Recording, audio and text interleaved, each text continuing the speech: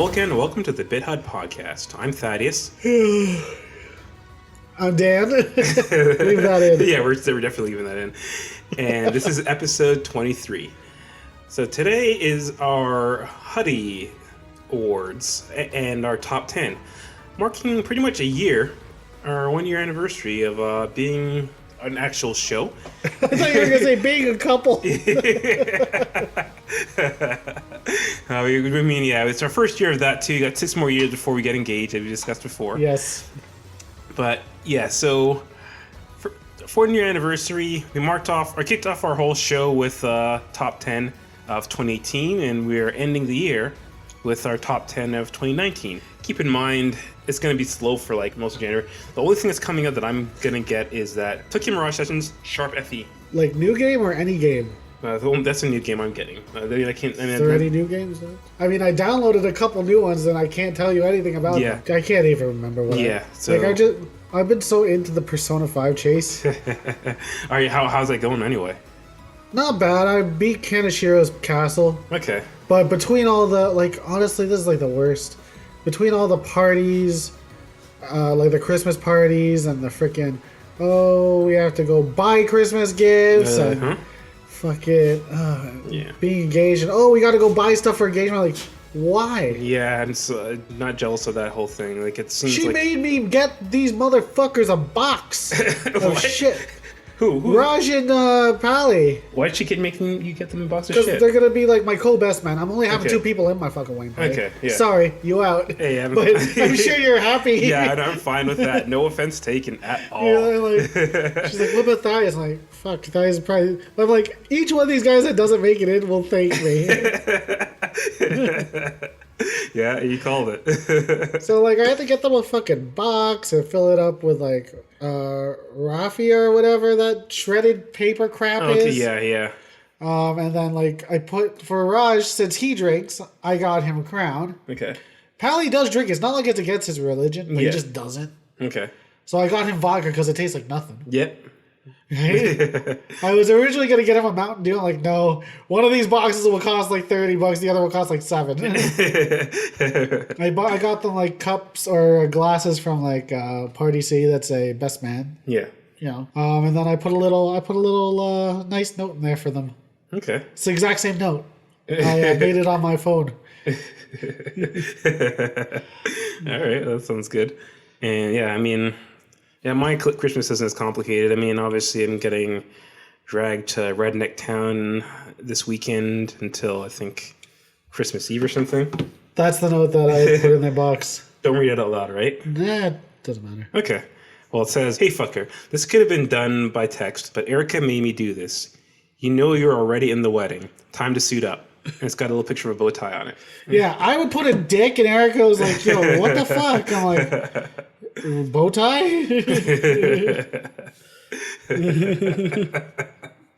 Well, because I was just going to be like an asshole about it, because I'm like, this is the stupidest thing I've ever done on my life. Because she's like, how are you going to tell them? I'm like, I'm probably going to just text them. They already know. Yeah. It's not a surprise. I've known Pally since I was 3. Yeah. I mean, and Raj, we've been hanging out since grade 9, and he's probably pulled me out of at least 4 fights. We've all seen some shit. He's seen some shit. He's still stuck around regardless. Yeah. Even though he got out of the same pay bracket. All right, and so I mean, I can't think. I mean, my Christmas is not gonna be complicated. There's this getting stranded at Redneck Town. My side of the family is going to New York, and why don't you go to New York? Yeah, I mean, why don't you go to New York, motherfucker? I mean, I'll see if I can escape and then just hang out with my dying grandmother and see. It's a way to turn it down. Yeah, it is. Well, it is. So your grandma's in New York? Yeah, my grandma. Okay. Yeah, so she's still there. I have an aunt who's there. My uncle goes there, but he doesn't live there. So. Did I ever tell you about that game I played called Winter's Dream? Yes, you have actually. Where the young man goes to visit his grandmother. And they see a shooting star, and she turns into a young woman. Yeah. You can have that done. I don't know if I want that, but yeah. I mean, I mean, he becomes sexually attracted to the grandmother, but they don't do anything weird. Again, it's still, I don't know. I don't think I need to ever cross that line. Why? Let visual novel anime shit run your life like it does mine.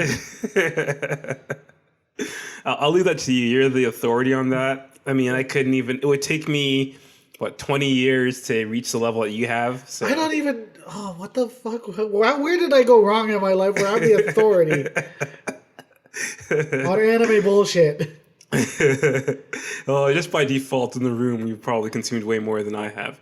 The only anime series I've ever watched was Death Note, and the only visual novel like dating game I ever played was this disturbing one where you go into a family. Oh, you try to bang all the sisters? Yeah. I don't know the name I of it. didn't even know what that game was. Yeah. I just guessed. I think we've discussed it before, but yeah, that's pretty much exactly what it is. You bang all the sisters, the maid, and the mom, and then like things get weird after that. You got one for Christmas. Do you want to talk about it briefly before we get into the show?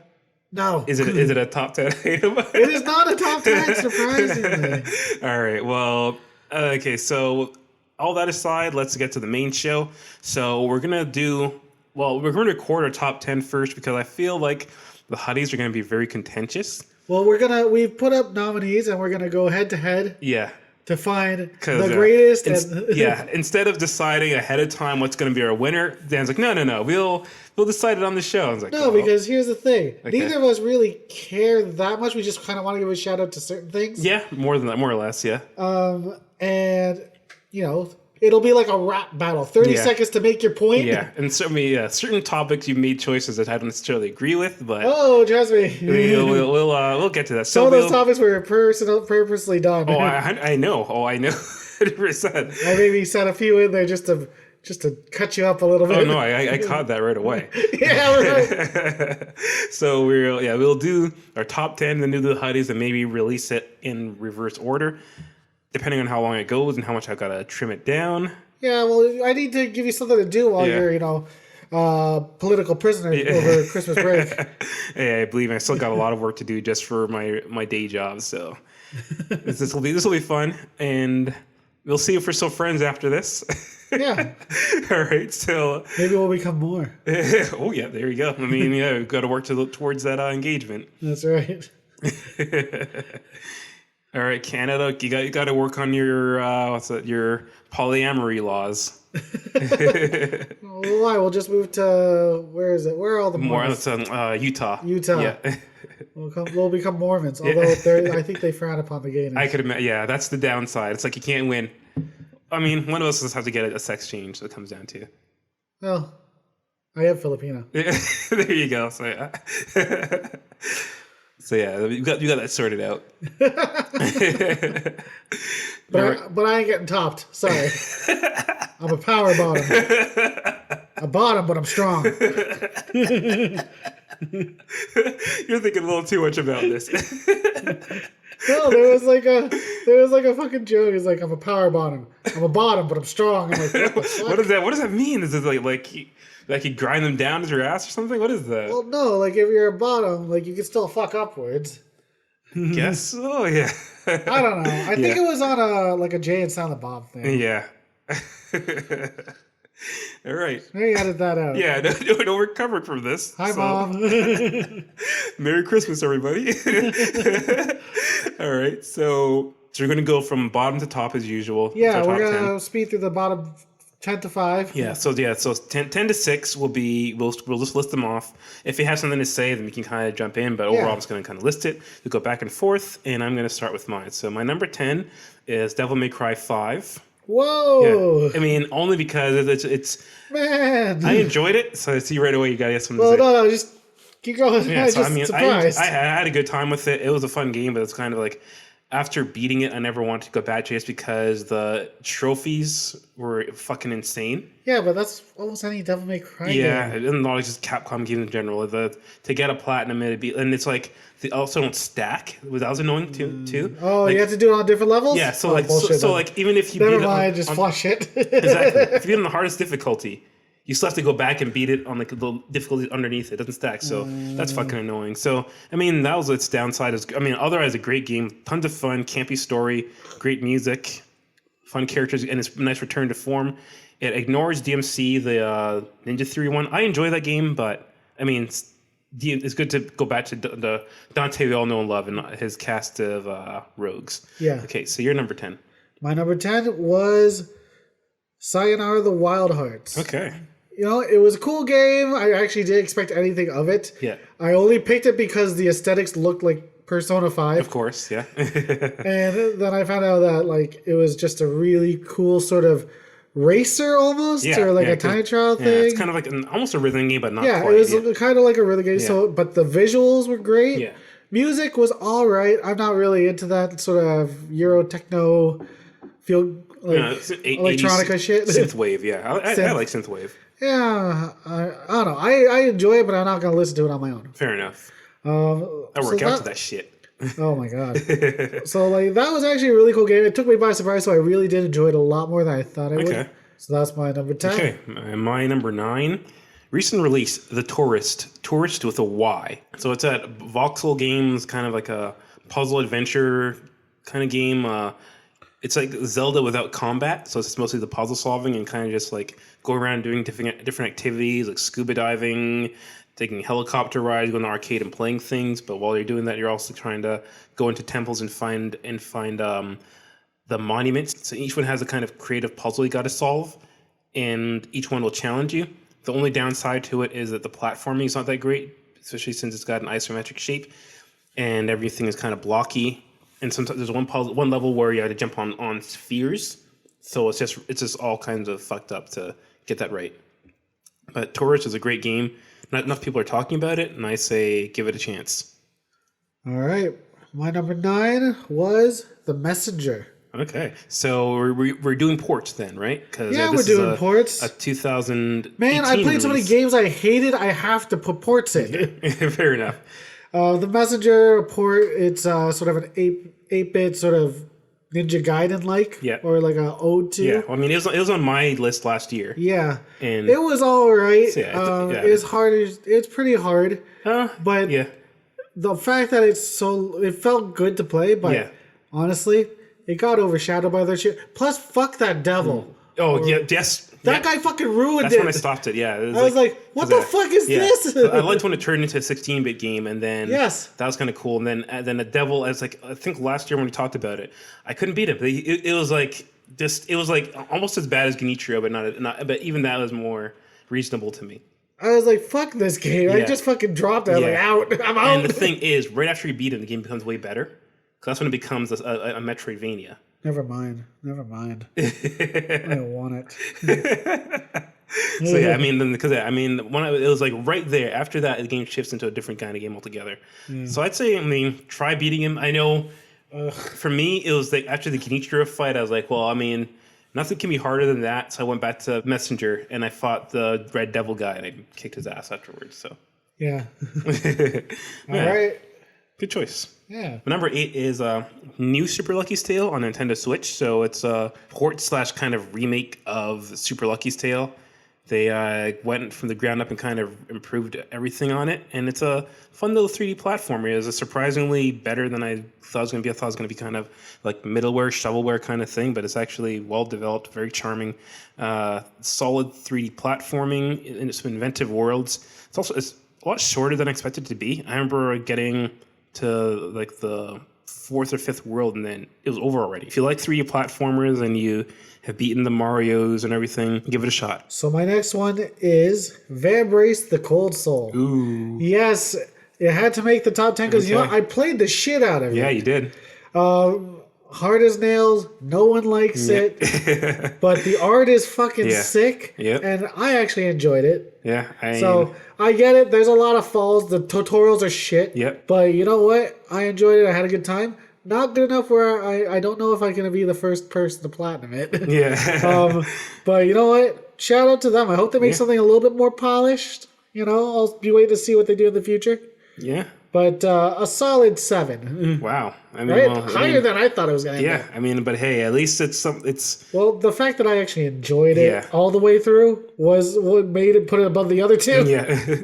So I feel like this is probably the only top 10 list that this is going to be on. I think this is the only period of time that it'll be mentioned in any discussion. So, All right. So my number 7 is Children of Morta. So that's a. Oh yeah, I played that. Yeah, you did. Yeah. So That was not even on my fucking radar.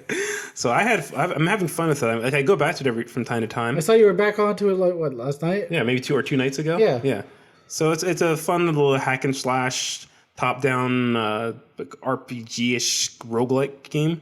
And we play as a family fighting off some kind of threat, and they have to go through portals to do it. But the whole dynamic is that you can pick different family members and all have different specialties, and they can level up and level stack onto each other. So I like roguelikes where even if you do die during a run, you come back with something and you're upgrading, you're stronger for the next time. A lot just kind of once you got to do it all at once and don't really give you anything. You unlock things to find, but other than that, you're kind of This one is good at kind of letting you improve each time. So I enjoyed that. Make you a little bit stronger. Yeah. And I enjoy the kind of the tone and the atmosphere and the narration it's got going on to it. It's got a nice cozy feel of being with the family. So my number 7 is Indivisible. Okay. It's a pretty rough game altogether, but the art style is awesome.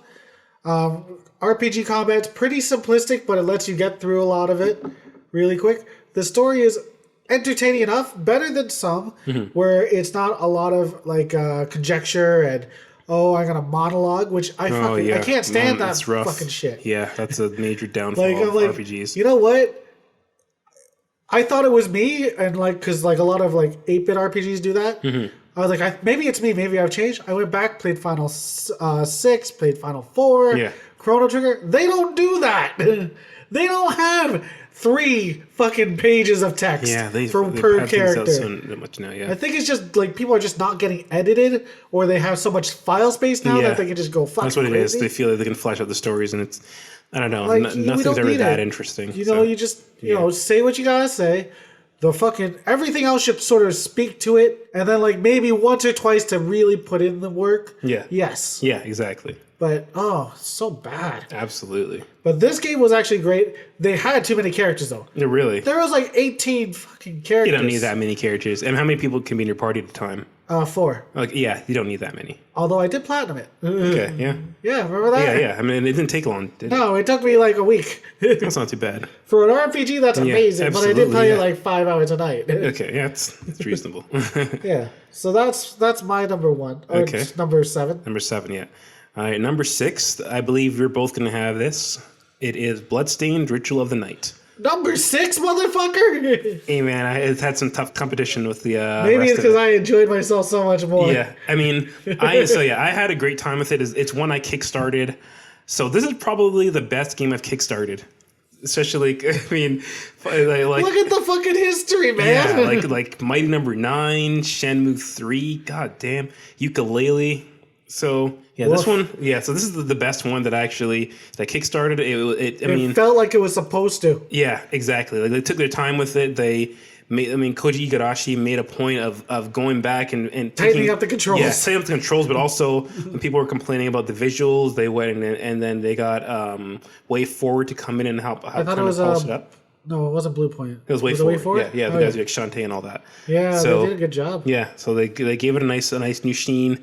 The gameplay, it's again true to form, very much like the Castlevania Symphony. Sometimes on the nose, so that's on the nose. But yeah, but you know what? If people allow Force Awakens, to do that, I'm giving it. No, to I'm them. fine. Yeah, I mean, I'm fine with it. I mean, it's coming right from him. It's not from a third party doing it. It is him doing it. So I'm glad it did that. The music was great in it as well. It was great, other than maybe some things with the last part where it got a little too obtuse. It was a great game. I'll share more when. And also another downside is the platinum. I was super that's close. impossible. Yeah. Just don't try it. I got it to maybe 90%, but the last things were find every item. or something, and they're freaking spawns. yeah. So Yeah, so don't do that. No, don't ruin it. Yeah, it ruined the fun of it. Like after this, I mean, after a while, like I cleared the map. That was fine, but just getting everything else, it wasn't. It was just a chore. So I was like, yeah. Yeah, but I could have told you that. Yeah. Yeah. I think I did tell you that. I said, why are you going to platinum it? I was close. I know you were close, but... First off... And I think yes. Man, Persona 5. Don't come at me with that. Persona 5 is attainable. Man. It wasn't... This is more attainable. This would take less time. I could probably do this another 10 hours. Yeah, but if I actually was, like, from the get-go aiming to platinum Persona 5... I probably could have done it like 150 hours. But I mean, even that, it's still not going to take 150 hours to do that for Bloodstained. At max, actually, not even 150 hours. Because if I had like gone in, the main campaign is already 130 hours. Yeah, but I could have like save scummed the shit out of everything, just so I could just read all the books, play all the video games, fucking catch that fucking fish, buy all the drinks. Like I could have save scummed it, but I actually enjoyed playing it, so I played it through 4 times. Well, again, fact of the matter is you didn't. So I know. All right. So your number 6. My number 6 is Slay the Spire. Okay. I downloaded it on PC and never fucking played it. That's common with PC gaming. Yeah, I just don't get around to it. Yeah. Plus, my laptop's gonna explode. Yeah. So then I downloaded it on the Switch. Oh, the Switch. I'm still not a fan of the OG Switch. It's just shaky as shit. But you've come around on the whole model of We shall Switch see. Lite. I have to get the Switch Lite. Okay. And is it like under your tree and everything, or? I haven't seen it, but do you see that gift over there? Yep. She better give me that fucking Switch. That thing costs more. Really? That's like a $350 thing. Really? Wow, I didn't realize. It's like a printer, but it uses like knives, so you can cut out shapes and finals. And stuff. That's kind of cool. So for a teacher, it's really helpful. Yeah, absolutely. Yeah. Okay. But yeah, Slay the Spire card game where you kind of just go through it, the dungeon runs. Mm-hmm. You use cards to attack, and then they'll attack you. Yeah. You can sort of stack damage. So it's fun because it itches that sort of little spot where I don't play Hearthstone. I used to play Magic. I don't play fucking Pokemon cards, or Yu-Gi-Oh. Yeah. But it gives me a reason to say time to duel and shit like that. It gives me something to play when the girlfriend is watching reality TV. Yep. But it's not great enough for me to keep sort of getting that hook. I know a lot of people love it. Yeah. But it's decent. Okay. All right. My number 5 is Dragon Quest XI's. And so this is the port. Since you crossed the boundary of having ports on your list, I was like, all right, well, I guess I can put Dragon Quest XI on there. This was already canon for us to do this. I did it last year. Yeah, I realized that. So I guess we can just do that. You're lucky I'm not pulling out Catherine full body. Am I? Yeah. I mean, yeah, we're already down the slippery slope. So I guess anything goes. But so Dragon Quest XI's is like, I guess, a port of Dragon Quest XI, which came out maybe 2 years ago. Yeah. On like everything else, or PS4, and they had a DS version, which was a totally different game. That was garbage. So yeah, but this one is the definitive edition, and it has more features. It has orchestrated music, and it has a 16-bit mode, and I think it has more an end game quest as well. Can you switch off the orchestral music? Yes, you can. Yeah. Without going into 8-bit mode? Or 16-bit mode? I'm not sure actually. But, I mean, in the main game. Yeah, in the main game you can switch. You can switch between the orchestral and the original music. Yeah, the MIDI. The chiptunes. Yeah. I don't know if it's chiptune, but MIDI. Or MIDI. Yeah. But yeah, it has that, and it's. I mean, as a JRPG, this is my first ever Dragon Quest game, and I mean, again, I think I told you before, I was put off by the combat because I think by default it's like auto fight? Yeah, and I hate that shit. Like again, Ni no Kuni and Final Fantasy 12, maybe 15 on it, but 12 definitely had the auto combat, and I guess I had to get rid of them right away. Yeah, I play JRPGs for the combat, so this has good combat. Not as good as Octopath Travel, which I know you don't agree with, but Octopath Travel. How do you know I don't agree with it? Okay, we'll see. Maybe you're trolling me, so we'll see though. Either way, I love the world. I love the character design. I love I guess there's a certain mystique and magical or sense of magic to it that kind of pulls you in. I guess the the cheesy generic JRPG feel. It's like the godfather of, I guess, JRPGs because of how of it. I don't know. It's like It's one of the first. yeah. It's like the JRPG of JRPGs, and that there's a magic of it that pulls you in. So I'm enjoying it. I haven't beaten it yet, full disclosure, but because I got to a part where they split up your party and then you're playing. Oh, they do that shit. Yeah, they split up your party because like I think you get like attacked and everyone splits around the world, and the only character you have right now is Sylvando. He's the funniest character in the game. He's the flamboyant gay circus performer. Oh yeah, And you're he's right. Tell me about that. So he's a funny character, but it's like I want to play as my main guy. I want to have my whole party. I hate this shit. And like you got to do side quests before you can do things. Like I literally have to find horse shit right now. So I'm just like, Oof. So Right. I mean, I'll beat it, but as it is right now, I'm at a point where I'm losing interest. But I will beat it. Okay, you're number 5. My number 5, it's an early one.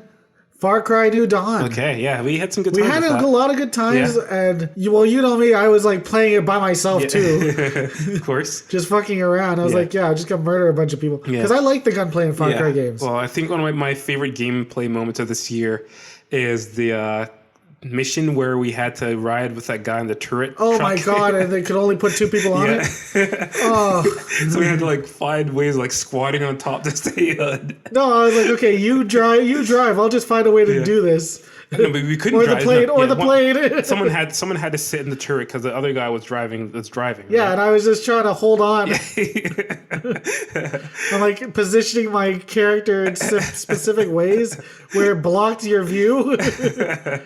And then the best part of it is at the very end, like at the end of the mission, we just had to go about and follow the guy in. And Oh yeah, and I shot him. And you're like, what are you doing? I'm like, fuck this guy. Luckily, he didn't die. I thought I was gonna be like, we're gonna start over again. No, I just shot him because I was like, oh, I'm not gonna kill him. I'm just gonna take his leg out. Yeah, you get to revive him. So Asshole. Next time, pick a car if there's 3 of us. I had fun. I wouldn't mind going back and beating it. I think we were close. We were close. Yeah. Like our characters were jacked. Yeah. I think my guy was a half robot by the time. Yeah. By the time we had it. Pretty much. But yeah, that's why I picked it. Like, I had a lot of fun with it. Yeah, absolutely. The gameplay was good. Yeah. It's just the actual story parts were very they were more cornered to single player. Yeah, easily. Yeah. Which was rough. Yeah, they should have designed that a bit better. Yeah. Okay. So my number 4 is Super Mario Maker 2. You know how much you love Mario. Oh god. So Super Mario Maker 2, I have a great time with it. It's a fun game and I go back to it from time to time. It's a game that's pretty much, you could play it forever and ever because you're making your own levels and everyone else is making levels, and you can always just download new ones from people. People are always making new innovative types of levels. So it can be a great game or a shitty game depending on what you get. And it's fun kind of getting better as you make your own and trying out and experimenting with all the different assets for the levels. And they recently added an addition now where you can get the legendary sword from Zelda and you can become Link in certain parts of it. So I like that they keep coming back to it and adding more features. Yeah. So it's again, if you're getting a game for your kid or even for yourself and you want some good bang for your buck, Mario Maker 2 is you can get hours upon hours out of it. My number 4 is Apex Legends. Okay. I got deep into that one. Oh yeah. But I like first person shooters. I don't go into them a lot. Yeah. And I don't, especially not crazy about online multiplayer anymore. Mm-hmm. Especially when you have to sort of be a team. Yeah, that's why I don't play it. Yeah. But Yeah. I never liked a hero shooter before. This one actually made me enjoy it. The ping system, brilliant. You don't have to talk to people. Okay. And honestly, I even added people on my fucking friends list. There you go. I don't add anyone to my friends list because it's such an enjoyable game. Yeah. Like the movement, the gunplay. You know what? Or if you're stuck with a bad team, you just leave their ass. Yeah. And you try, you fuck around. Yeah. Like, any game that lets me fuck around is hilarious. Yeah. But yeah, I really liked it. So it makes it better than something like, say, the one that everybody... Overwatch? Overwatch, yeah. Yes. What makes it better than that, though? It's a larger open world, and Overwatch is more about getting locations, whereas this is just being the last team to survive. Okay, all right. And that's it for your That's number it for my number 4. Okay, my number 3 is Blast from the Past. Medieval. This one is based off of the 1998 Sony game where you play as Sir Dan Fortescue, medieval knight who was a fraud who gets killed right away but comes back to redeem himself, essentially.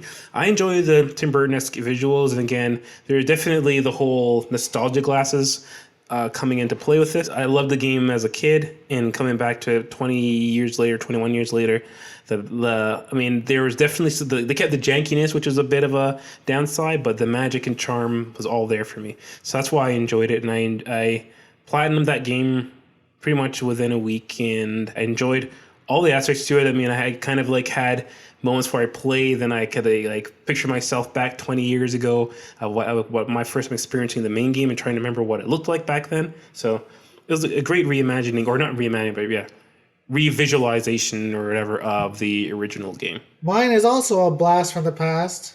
Bloodstain. Oh, Ritual of the Night. Yeah, I guess it technically is a blast from the past. You know what? Well, okay, you gave me a lot of shit because I fucked around and used like... But the shield is not a secret weapon. It's just one of many. Yeah, you found a way of exploiting the game. Oh my god, I became a god. Even before I found the shield, I would just farm monsters so I could upgrade like the cerulean splash to where it like would kill. Like, I don't know. For some reason, I find that shit. That's like the RPG gamer in me. I will grind for hours just to become OP. And it makes me so happy. Oh my god. I actually enjoyed it so much. I actually got it from my brother-in-law. Oh, nice. For his birthday. Nice. Which I'm going to see him tomorrow. What does he have again? Oh, he has Xbox. Okay, 360. Sorry, Xbox One? One. Okay, so yeah, fine. Yeah. 360. Okay. Yeah, I was going to say. No, because he's getting a PS3, and that's like a... Oh, yeah. Well, I'm giving him a PS3. The PS3 he bought, fuck it was his fault. Like, oh, really? You suck at buying shit on Kijiji. Stop doing it.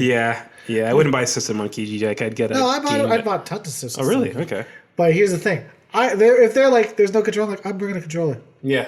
I'll try it out. I'll go to your house. You can't overpower me. I got nothing. You can try and catch me, but one of you's getting gut stabbed. And also, that's why you don't buy like PS4s for $400. You buy a PS3 for 30. And this is 30 Canadian. That's like 20 US. Yeah. Right? Yeah. So really, who's gonna fight you for that? Yeah, exactly. Don't pay more than $30 Canadian for a PS3 at this day and age. No. Seeing people fucking put it up there for 200, like, that's a piece of shit. Yeah. Yeah. But yeah, Bloodstained, Ritual of the Night. Ritual of the Night, yeah. Oh Curse of the my Moon is God. great too, but that was last year. Yeah, but I enjoy myself so much. I mean, it got me on a whole Metroidvania kick. Yeah. You know, and now that 8-bit Nightmare shit was fucking brutal, but... Yeah. Oh, really? Well... What's wrong with it? It wasn't that... It just kind of sucked when I first tried it. Okay. Then that's when I was like, you know what, I'm going to try all the different weapons. So I save-scummed and tried every different weapon. Yeah. That's when I found out about the shield that blocks attacks. Oh my god, I was like a fucking god. Oh, I'm getting a fucking hard on right now. I want to download the Igarashi thing just to see if I can fucking murder him. Oh, when you fight him or whatever? Yeah, that's right. Is it out yet? It's already out, yeah. Oh, I think that was already, yeah. They haven't added any new DLC, but I think that was there from the start. So, yeah, I'm probably going to go back to it just so I can do it. Yeah, that'd be fun. But that's my number 3. Awesome. All right, my number 2 is A Plague Tale: Innocence. So I finally finished that off about a week or two ago, and I love the game. It was a good narrative. Again, it was definitely more about the narrative than the gameplay itself. The gameplay had some issues with the combat, and so again, like even the stealth got a little bit tedious towards, especially the final mission. A lot of games with the final missions, they always just like throw way too much at you, and the final boss fight's a bit ridiculous and a bit too. The final boss fight kind of is ridiculous. It's like this: you fight a pope or like a priest who controls rats, and he can like turn to rat towers and attack you. Ratzilla. Yeah, so that got a little bit ridiculous, but other than that, the story was amazing. I like the dark fairy tale feel to it, and I like the bond between the brother and sister, and I like the religious commentary. So I had a great time with it. It kind of got a bit of attention during the Game Awards. It didn't win anything, but at least but got a shout out. Yeah, it got a shout out. And it had a couple commercials. Yeah, and I think they advertised that it was on sale. Hopefully that kind of boosted it. My number 2 is Star Wars Jedi Fallen Order. Wow, that high. Yeah, wow. Honestly, after I was looking for something that was sort of like a third-person action game. Yeah. I didn't get too many of them this year. I guess not. I mean, other than Code Vein. Other than it better not be your number 1. Oh my god! It better not be your number one, but okay. But yeah, Star Wars Yeah. Jedi Fallen Order. You know what?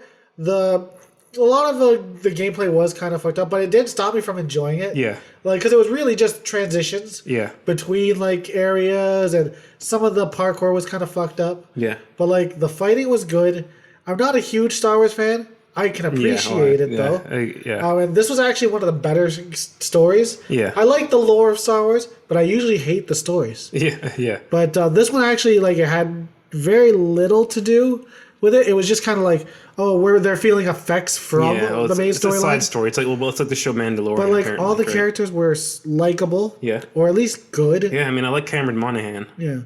And you know what? I really enjoy myself. It's very hard for me to be like, look back, because like I'll have fun playing a game, but it's hard for me to be like, I really enjoyed it. Yeah. Like I play a lot of games where I'm like, okay, that was pretty good. Mm-hmm. I'd probably play it again. Mm-hmm. But like ones where I'm like, I want to play that again next year or the year later. Mm-hmm. Like I usually don't go back to games after they're patched. Okay. Yeah. This is a game I'll go back to after it gets patched, because cool. it runs like fucking garbage. Yeah.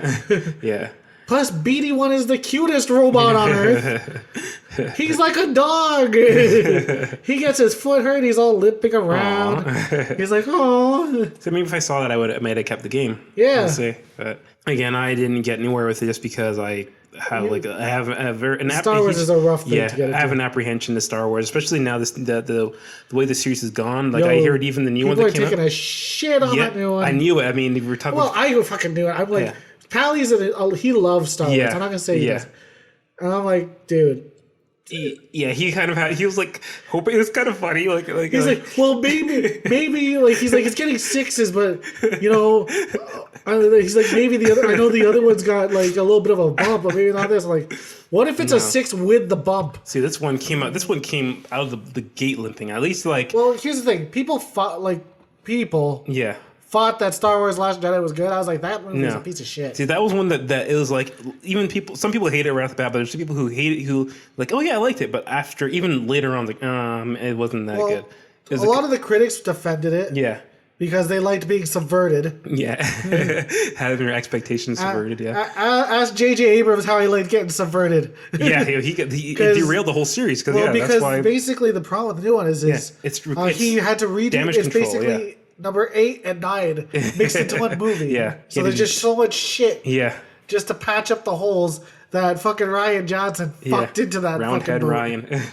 Wait a second, Roundhead Ryan. Yeah, that's what they call him. Like, but have you been watching any of these? It's like this one. Comic Artist Pro Secrets.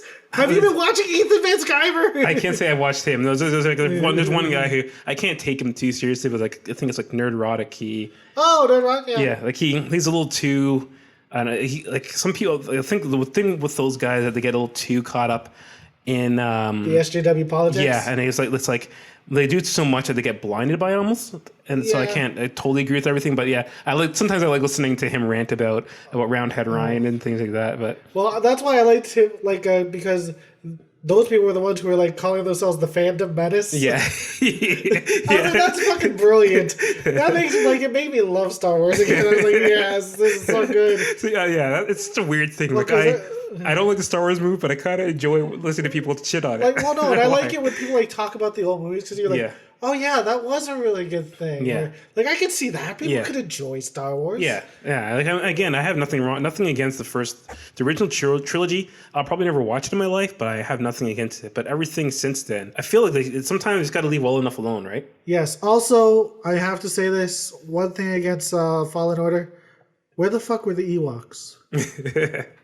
I know some people are like, oh, Ewoks are just there to sell toys to little kids. I was a little kid when I watched it. I want my fucking Ewoks, man. Where's Wicket? I need him swinging out the tree. Going all wiki. With their spears and fucking slings and shit. All right. Well, this isn't the Star Wars cast, but all right. So we'll get to my number one. If no one's guessed it, it's pretty obvious. It is Fire Emblem Three Houses.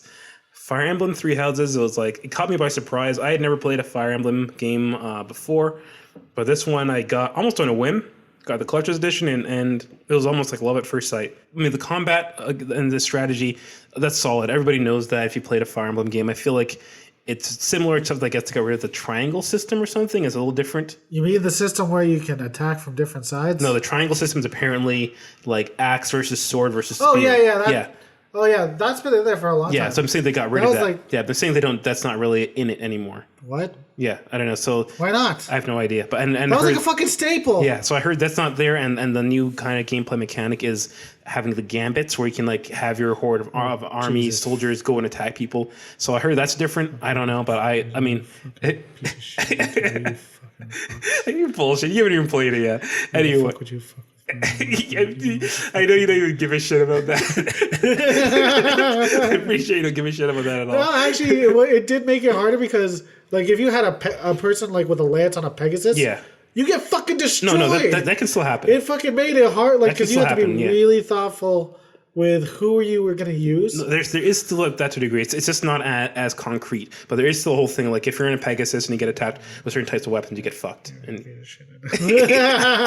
I just do this just to fucking rile. No, don't worry. I mean, if your number one's what I think it is, I'm gonna be coming in real hard. So we'll see. Anyway, so yeah. So I mean, I love the hell of the game. I love the combat. I love the Persona, pretty much ripped off the Persona elements, which is just like the social simulator and then forming your bonds with the characters. It makes you care about the characters and not want them to die during combat. And like you do everything you can, and like you'd make sure you have enough rewind. So if they did die, I can go back and fix it. I love that you have multiple paths. I haven't tried the other paths yet, but I'm happy with the path I took. And I'll probably go back and try them out. There is DLC coming out, and we'll see what happens there. They're gonna give them all motorcycles. Yeah. Their horses are gonna turn into a motorcycle. I wonder if it's gonna be something crazy, like it'll just be like all three houses have to unite and or fight some other house. threat. Yeah, I could see them putting in a fourth house. Yeah, that actually maybe. makes sense. Yeah, that'd be kind of cool. Or maybe because they're in the game, there's a group called those who slither in the dark, which is like they're kind of the enemy, depending on who you're with, who you play as. They're either the main antagonist, or you just kind of see them every once in a while. Yeah, they'll probably put them in as one. Yeah, so it'd be kind of cool to see things from their perspective. Yeah. And also, depending on the ending I got, because the ending I got is like, I guess says like, because, okay, spoiler, you kind of ally with them depending on, to a degree to get to certain means. But then the leader of the house is like, yeah, we're with them now, but we're going to get them rid of them in the end. Then in your ending, it's just like a line. It's like your character and Edelgard teamed up to get rid of those who slither in the dark. And it's like, yeah. I kind of wanted to see that. So maybe they'll have a campaign where you take them on, or maybe you can play as them. But yeah, again, great game.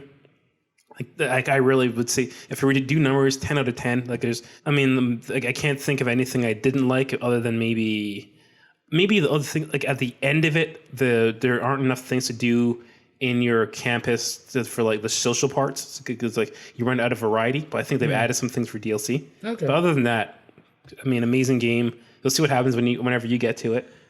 Yeah, actually, I was like, that's why I kind of want to switch late. Okay, I'll probably only have like 10 games on that stupid thing. Yeah. But I mean, they're like, because I told you, there's not a lot that's really getting me biting at it. But I'm like, you know what? I'll probably have to double dip on a lot of games I bought for PS4, because that's what I was said. I'm like, if I'm gonna get something, I'll probably just get on PS4 first. Which, whatever, it is what it is. You're talking to the king of double dipping. And yeah. Well, fuck, your Christmas present that I got you was a double dip. I knew it. I was like, you know what? But he likes this. Yeah, I'll get the standard edition, the collector's edition, and another platform, and all that kind of shit. Well, yes. Yeah, so again, my number one game of the year. I can't say enough about it, but I'll let you have your turn. All right. You know what mine is? It better not be. It is. No, I'm just fucking with you. Sekiro, Shadows Die Twice. Son of a bitch. Here's the thing, though. I didn't know where to place it on my list. Okay. Because I would like go, okay, well, it's better than that game. It's better than that game. It's better than that game. Okay. It's just the fact that it kicked the fuck out of me. Yeah. It's like if I were to put fucking Dark Souls 1 on a list, I would be like, well, it's the game of the year, but fuck it. But it fucking ruined me. I like Dark Souls 1 is beatable. Sekiro to me is just Dark Souls or Sekiro is beatable. I've watched people but it's a mean-spirited game, and it kind of doesn't want you to beat it. Like Dark Souls will do things to help you progress. This doesn't do anything at all. I think it's because this was not like because they worked with Activision. Yeah, they clearly didn't have time to balance it right. Yeah, it's unfortunate, but honestly, that's what I think, because I know that all there was with what was it, Koei Tecmo? Yeah. Or the Dark Souls? Dark Souls. Bandai. Bandai Namco. Namco. I know it's one of those Asian ones with two names. Yeah. Bandai Namco, or Bamco. Those were well balanced because they had time to work on it. Exactly. They had to shit out Sekiro pretty damn quick. Yeah. After Dark Souls 3. Yeah. Right? Bloodborne came out pretty well balanced where there was Absolutely. enough of a room. Bloodborne is the best out of all of them, in my opinion. I still like Demon Souls. I don't know why. It's just old. It was because it's the first one I played. But Fair no. enough, yeah. Sekiro is good. It's just it's not balanced in the way it's the pacing. Yeah. The pacing. The mechanics are good because you could really avoid all the special moves except for the Makiri counter and basically kill all of them. I mean, yeah, it's true. I totally agree. I let you have your opinion. I don't get upset. But here's the thing: Sekiro, it feels good. It feels like a faster Bloodborne for me, which has a little bit of 3D movement. Has the aesthetic that I like. And honestly, when you're not fighting bullshit bosses that are so fucking hard, and you have barely had time to... And there's a lot of them. I mean... A lot of them. But, after I got used to fighting the generals, I fucking was, loving those fights. Bouncing off their fucking heads, dodging, killing everyone in a fucking camp, going to the campfire just to do it again for some reason. Fighting that troll 8 times because I just enjoyed it. I was like, this guy is fucking easy. Yeah. Yo, you feel like a god after, you're dying for every second. I never felt like a god in that game. Oh, really? That's the thing. I mean, again, Dark Souls, you can find a cool weapon, you can find cool armor, cool... Well, yeah, the thing is your guy's not upgradable, so that you can't get that. Yeah, and then... But, when you perfect dodge shit, or, because I was doing, perfect parries... Yeah. You felt like a god. You're like, I'm fucking untouchable at this moment. And then you run into 3 fucking regular soldiers I'm fucking shit. You know what? No game has made me fucking hate it and love it more than this game. Because of, it could be so much more. Yeah. It really could. I hope they do a second that's not associated with Activision. And then it'll be much better. Or at least Activision knows what it has and gives it the time and money. I know I'll never play a Sekiro game again. Oh, I'm going to play the next one. Yeah, there's a sequel. Sekiro Shadow dies 3 times. I'm going to give it a hard pass. I'll go out of the way to buy it and return it right away just to make a point. Fuck that game. Anyways, that's our top 10. Okay. I'll let you wrap up this episode. I'm going to go to the bathroom. I got to make a Sekiro. Okay.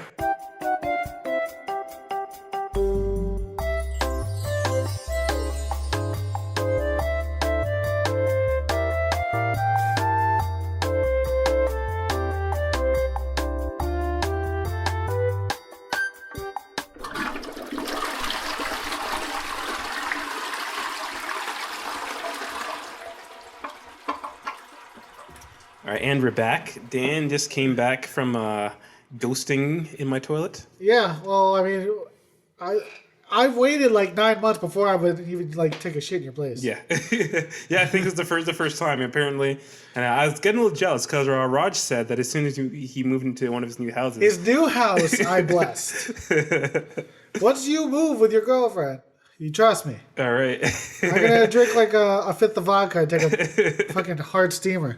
I'm gonna test the porcelain.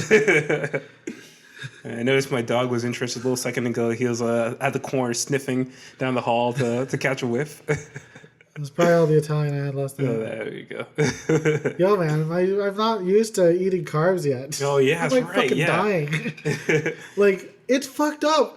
I don't know why, but when I had Subway or even last night, I can't sleep after I eat carbs because I'm so jacked. Really? I'm buzzed. I'm I got energy for days. I didn't sleep yesterday. Yeah. I mean, not that I'm a carb fanatic or anything, but I've never really actively cut carbs out or anything. So it's just been So it's a big shock to your system coming back to it. Oh my god! Well, because a lot of and I looked it up, and apparently a lot of people who do marathons, they go on keto for 2 months.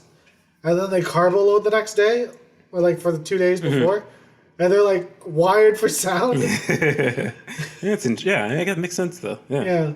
That's kind of cool.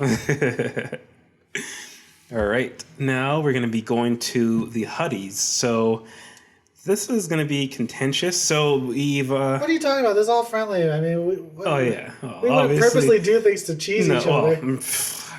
I wouldn't go that far, but I know that I'm above, getting that worked up about anything. No, I don't think I could ever like cheese you as much as me not watching. I got the hookup too. That was the biggest offense. That was the biggest. I didn't even want to watch that shit. And you're like, you're never gonna watch it. And then I watched it, and then I said that jokingly on the WhatsApp. I said, we're gonna review that, right? I mean, I have no idea because we did it for fucking sextuplets. That is true. So I was like, okay, well, that is true. But then you told me you watched. I was like, oh, you watched that? I was like, I'm just kidding.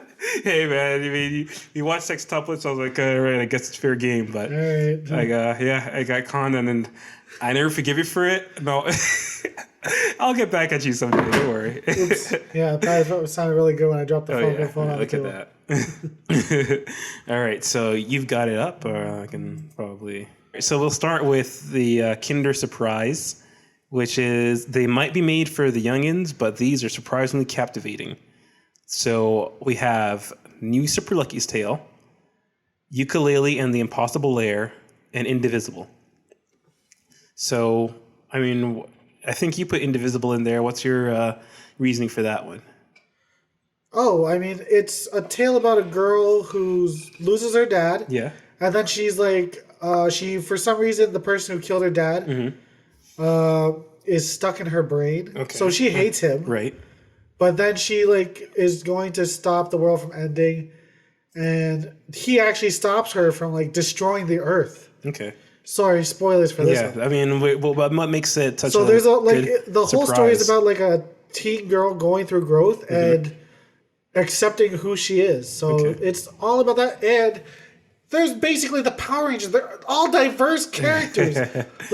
You know what I mean? I get sick of that shit real quick. Oh yeah. But all these characters were cool, and they had that Leilani girl, the Hawaiian girl, who all she wanted to do was eat food, and she used a sawfish as a fucking weapon. That girl was fucking cute. Just the character was so cute, and the voice acting. I don't know why they made the Brazilian girl sound like a Polish immigrant. Okay. Maybe it was something. Oh, Milo's like, hey, let me out of here. But Indivisible was just a fun, cute game, and the aesthetics lead themselves towards kids, and it's easy enough to play. All the attacks are just pressing buttons. And that's all it is. Pressing buttons and a lot of platforming. So it's not hard. So I could definitely see kids going at it. And that warrants it for being a surprisingly good kids game? It was surprisingly good. I thought it was going to be just a shit kids game. Fair enough. Okay, so mine was... So I have New Super Lucky's Tale, which is, again, New Super Lucky's Tale... Looks like Original Conquers. Yeah, it looks like that. And, I mean, it was an Xbox game, I think, virtual reality game at some point, too. I mean, they didn't wow me before. I had it on Xbox Game Pass, and it wasn't... There was just something with the camera angles that didn't make it work, but when I played it on Switch Lite, is actually... I mean, not Switch, just the Switch. The remake, they went above and beyond in terms of just making it a playable game. I really had a great time with it. I enjoyed the variety of the world. I thought it might be a little too cutesy. I thought it was going to be too kind of a... Like if you think back on the Super Nintendo level days of games, he'd be like a Bubsy quality character, but he was actually... a likable enough character. So I loved it all.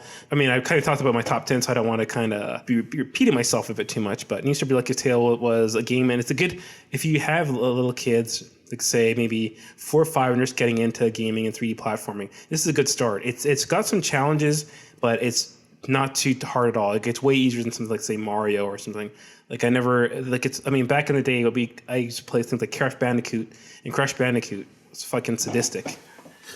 By today's standards. No, back then too. No, I mean by today's standards. But today's standards, it's like me playing Sekiro. But back then, it was hard. When I played it as a kid, Crash Bandicoot was like playing Dark Souls, and kids today it'll be playing Sekiro. Yeah, I guess. So I mean, but New Super Lucky's Tale, it's very approachable, and I have Ukulele and the Impossible Lair. The Ukulele and the Impossible Lair is because back when the first one came out, it was a shit show. It was a hot mess. They made it a full-on 3D platformer in the vein of Banjo-Kazooie, and it just had a lot of jank. The levels were too sparse and sprawling, and there's a lot of just glitchiness, and there's a fight with a boss called Rampo, which was just unplayable. Where this one, they tightened it up and made it 2D Donkey Kong Country style game, and it's a lot more solid and a lot more enjoyable this way. They have a lot of creativity in terms of level design, and you can do things like on the maps, on the world map, if you pour like ice into the stage, it becomes an ice stage all of a sudden. If you pour lava into the stage or something, or set on fire, it becomes a fire stage, et cetera, et cetera. So there's like a lot of creativity and ingenuity in the level design. It's good for kids too, because even though if you ever get stuck on a part, the game will also let you say, hey, do you want to jump forward to the next checkpoint, and they actually get you out. So it'll allow you to beat the impossible layer. I doubt they do that, and I don't know if it's necessary to beat the impossible layer, but the whole point of it is each time you beat a level, you get an extra hit point for it. So they do things to kind of balance the difficulty, and it's got a nice cutesy tone. It's got some humor that can go above kids' heads, like a character named Trouser Snake, for example. But other than that, it's a good game. So with this, how much do you stand by? Well, no, I was just going to vote. Indivisibly, okay. I was going to say, because it's more accessible, I would put either Indivisible or Ukulele up there. Okay. I've seen you frustrated with Lucky's Tale. That's why. Well, I wasn't frustrated. I was lost, but I wasn't frustrated. Getting lost. That was like the very last level too. Yeah, but no, just the fact that it lets you pass things. Yeah. And also you gain a little bit, and I mean, I don't know. I also like Donkey Kong Country, so that's why I'd say Ukulele. Yeah, that's fair. I'd be willing to put that up there. That's fair. Okay. Yeah, I mean, I'm fine voting Ukulele too. So, all right, we have that. It wasn't too bad. Told you, I'm not gonna be all mean on this. Okay. Why do you think I'm gonna be vindictive? Have I ever done that in my life? All right, let's go with Under the Radar. Okay, Under the Radar. So these are all your picks, so I'll let you decide. Yeah. So yeah, these are games that are kind of like they're known, but no one really. They're known. They have some good. Vambrace should have been on this list. You have it on the list though. So that I took it Vambrace. Oh, you did? Of Under the Radar. Okay, because this is for it games that are to be on the list. This is for games that are solid, and for the amount of reviews that they've gotten critical acclaim, but just in terms of public, they don't seem to be out there as much. So I have. Although I do have to say, A Plague Tale, in a sense, probably not anymore. What do you mean? Yeah, not anymore. Not anymore, man. At the time he's he already did it, disqualified at this point. Yeah, I'm with you on that. I mean, I'll give it another shout out just for the sake of giving it a shout out, but we'll list them off. So The Tourist with a Y, Tourist. And you can't say it without, but A Plague Tale Innocence, which we might not even bother with, and Unruly Heroes. So The Tourist, I've talked about in the top 10. It's, again, a 3D puzzle platformer adventure game, which it's got a nice charm. It's got it's got that Minecraft look. Yeah, exactly. It's got the Minecraft look to it. And I mean, for a Switch game, it's there's some kind of voodoo. It handles super smoothly. It's on PS4. It is? Yeah. Oh, I didn't know that. I thought it was only like a Switch game. I'm pretty sure it's on PS4. You can double check. I heard it's only on Switch, but Switch and maybe PC, but you can double check that one. But yeah, so and for a Switch game though, it handles incredibly well. It's the graphics run super smooth at all times, and it's apparently a very small file size for what it is, and I love the variety of it. It's a game. The only publicity I could see for it is that it was briefly mentioned in one of the Nintendo Directs for the Nindies. But other than that, like there's no hype for it building up when it came out. There were like no reviews at first, and then it kind of slowly trickled in as time passed. I think it's kind of, I don't know if it's a sleeper hit. I have no idea how it's doing. Oh yeah, it's only on Switch. Okay, yeah, I thought so. It's kind of getting word of mouth now, but initially had nothing at all. So I love it. I kind of get stuck a little bit like, trying to figure out where to go next. But I mean, there's even if you get stuck, there's just little interstitial things you can do, like go to the arcade, that make it worth going back to. So that's why it's for that. And then Unruly Heroes is it's by I think the guys who did, not necessarily, it wasn't by Ubisoft, but it's by people who worked on the Rayman Legends games. Oh, and you play as, those are fun. Yeah, and you play as it's like a co-op action game where you play as the characters based off of the ancient Chinese story with like the monkey. Oh, Journey to the West. Yeah, Journey to the West. Or Journey, yeah. I think it's to the West. Yeah. It's based. So it's inspired by that, and your character is based off of those mythical characters. It's like a fun action platformer. It's kind of a bit more martial arts combat based, but other than that, it's a good game. So I think I'm just going to go with the torch for my vote. Okay. All right. Only from Japan. So this one is whether it's the gameplay mechanics, the Eastern flavor of jank, or the outright quirky story and tone, these games wave their Nippon pride on their sleeves. Or they wear their Nippon pride on their sleeves. So we have AI Somnium Files, Astral Chain, and Watam. For me, I have to say it's AI the Somnium Files. Yeah, I'm with you on It's so that. Japanese. Yeah, it's like overwhelmingly Japanese. Like they have yeah. a Twitch YouTuber who sings a song and doesn't dance. Have you beaten it yet? No, I got to get back to it. It's overwhelmingly Japanese. Like I got to take it in small doses. Also, the thing is, it has really funny parts. The protagonist is a weirdo. Yeah. But then they have like the darkest shit in there for some reason. They had like well, don't spoil it. But like there's like parts that I was like, holy fuck, I feel tensed right now, and I'm fucking scared. I'm like, holy shit. I need to get back to it then. Wow, I didn't realize it was getting that far. Like I got like because there's like goofy shit. Yeah, tons but of then goofy there's shit. like, yeah. Holy fuck, this got dark all over. Again, that's very Japanese. It's very Spike Chunsoft. Yeah. So, yeah. Okay. Yeah. I had to say, man, they're only from Japan. Yeah, 100%. No, that's as Japanese as it gets. Okay, so this one is the best left in the past category, and originally it was called "What the fuck did Thaddeus get?" Or no shit that Thaddeus bought. Yeah, or it was like a question. It was like, why did Thaddeus? Oh yeah, why did Thaddeus buy these? Yeah, that's what it was. So. Okay, so for these one, the official description is ports or sequels of old games which make us remember some things in the past are best left behind.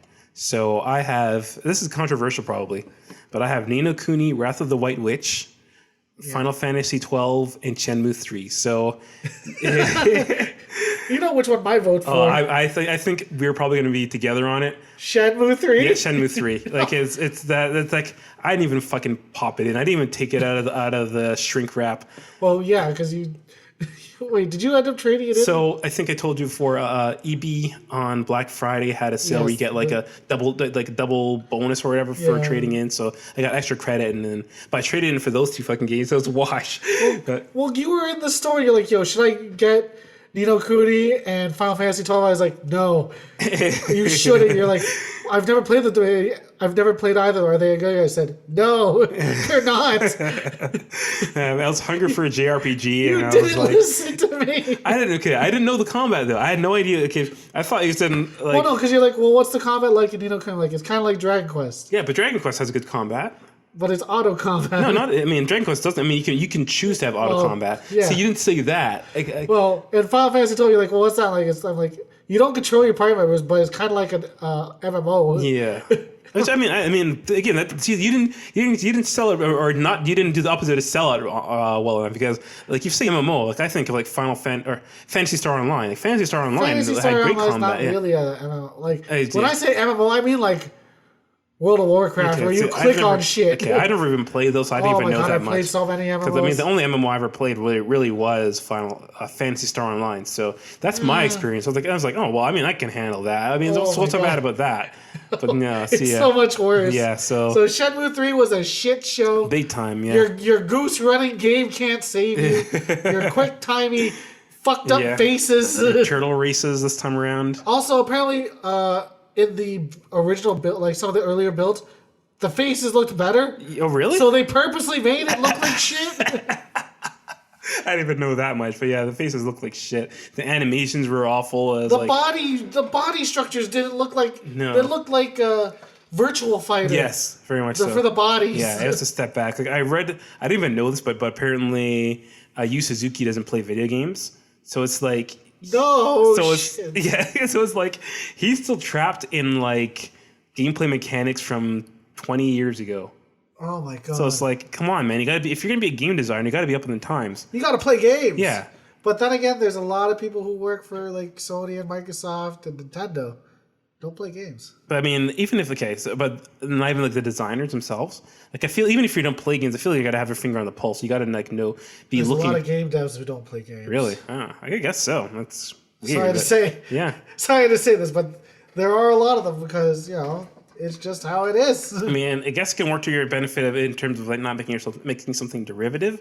Maybe it works, but and it's just a little like you got to know what's outdated though. You got to have someone telling you that this doesn't work anymore. Yeah, you need a guiding hand. Yeah, like and maybe sometimes a fist to knock you off your ass. Exactly. And the thing is, like, there are updated Shenmue games. They're called Yakuza. Yeah, and I was gonna say Yakuza is like basically it, or Judgment. Yeah. I mean, and I think I might get that. I might get Judgment. Yeah. I think it's going for cheaper now. So yeah, it's like $30. Yeah, so I might finally get that. But yeah, Shenmue 3, what a disappointment. I kickstarted that piece of shit, and then by like maybe 2 years before it even came out, I was like already. No, actually, most of my disappointment in it came in it's like last year. Like after I saw the first trailer for it, I was like, yeah. Man, hindsight is 2020. Yeah. That was on our most anticipated Yeah, list. it was. We were both pretty 8 months excited ago. Yeah. And then Things have changed. Yeah. I think Sekiro's on mine too. Yeah. So where are we now? We're at the love letter.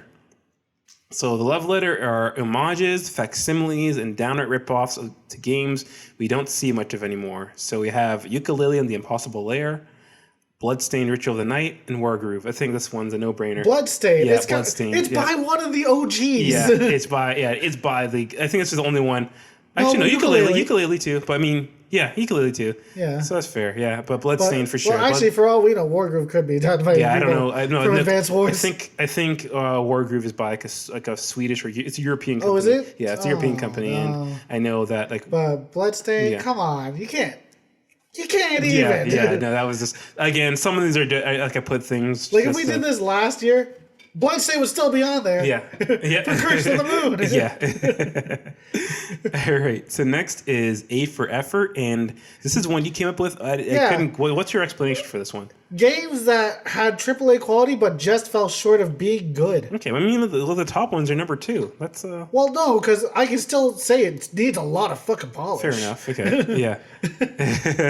like One Night Stand doesn't need to be on there. Yeah. There's only 2 in there that actually need it. Yeah. I mean, because I can definitely see how Luigi's Mansion 3 deserves to be on there. Then actually, fuck it. We'll put Sekiro in there because they just need to be called out for how shit they are. Thank you. Well, no, because they do need polish, but the core of it's good. Yeah. It's just they need to figure it out. Yeah, I mean, they honestly, need playtesters and then to go back to the board. Yeah, if you could tell me that Sekiro 2, or whatever the sequel is called, does improve on the things I hated, then maybe then I'm definitely open to it. Because you even have to admit, when you're fighting regular people or even the giant people, it's fun. Yeah, there's that. Yeah, you're like, I mean, either you can mow right through them too. Like, yeah.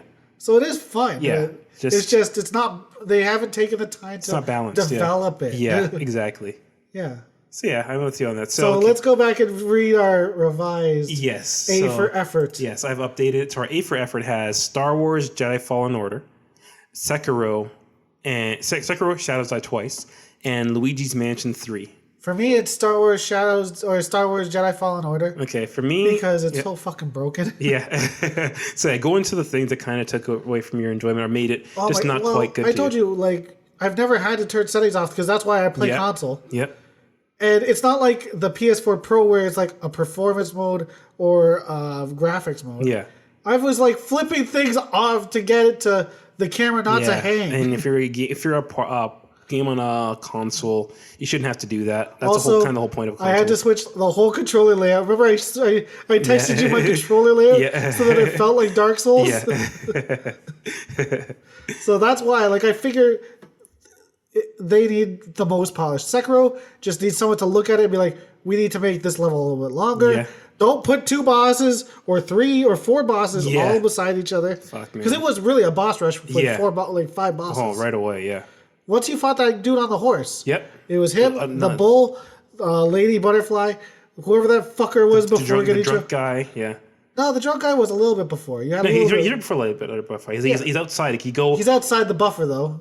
Huh? Well, because you had the bit of a travel. Kind of. It's like you kill him and then you go downstairs and then Oh, well, no, because you're supposed to... Well, the way I did is I killed him first, then did where I went towards the horse guy. Okay, no, I mean, he was in the area because, he's for me, when I fought the drunk guy, there's a building right in there and you go down into it. And then the drunk was not that hard. No, he wasn't hard at all. He was fun. And there's a guy who comes out of nowhere and helps you too. The guy behind the rock? Yeah. He comes out of nowhere and it's like, all right, but yeah. I'll help you fight this guy. Yeah. You give me the signal. Yeah. Yeah. But So like the boss battles were not bad. Yeah. Genichiro was bullshit. Lady Butterfly annoyed me because I tried to parry. Yeah. But that one did need a lot more polish. But that's why I'm not going to give it the A for effort. Yeah. If you ever go back to Genichiro, let me watch. I mean, it might be take all night, but I want to see if you can beat Genichiro. You know, I'm gonna put in some practice on him. Yeah. Then when I get him like half, like I have to get to second stage before I let you watch me. Okay. Yeah. Once I beat that second stage, I'll show you. It was hours. I mean, if you watched me, it'd just be maddening to see that. So.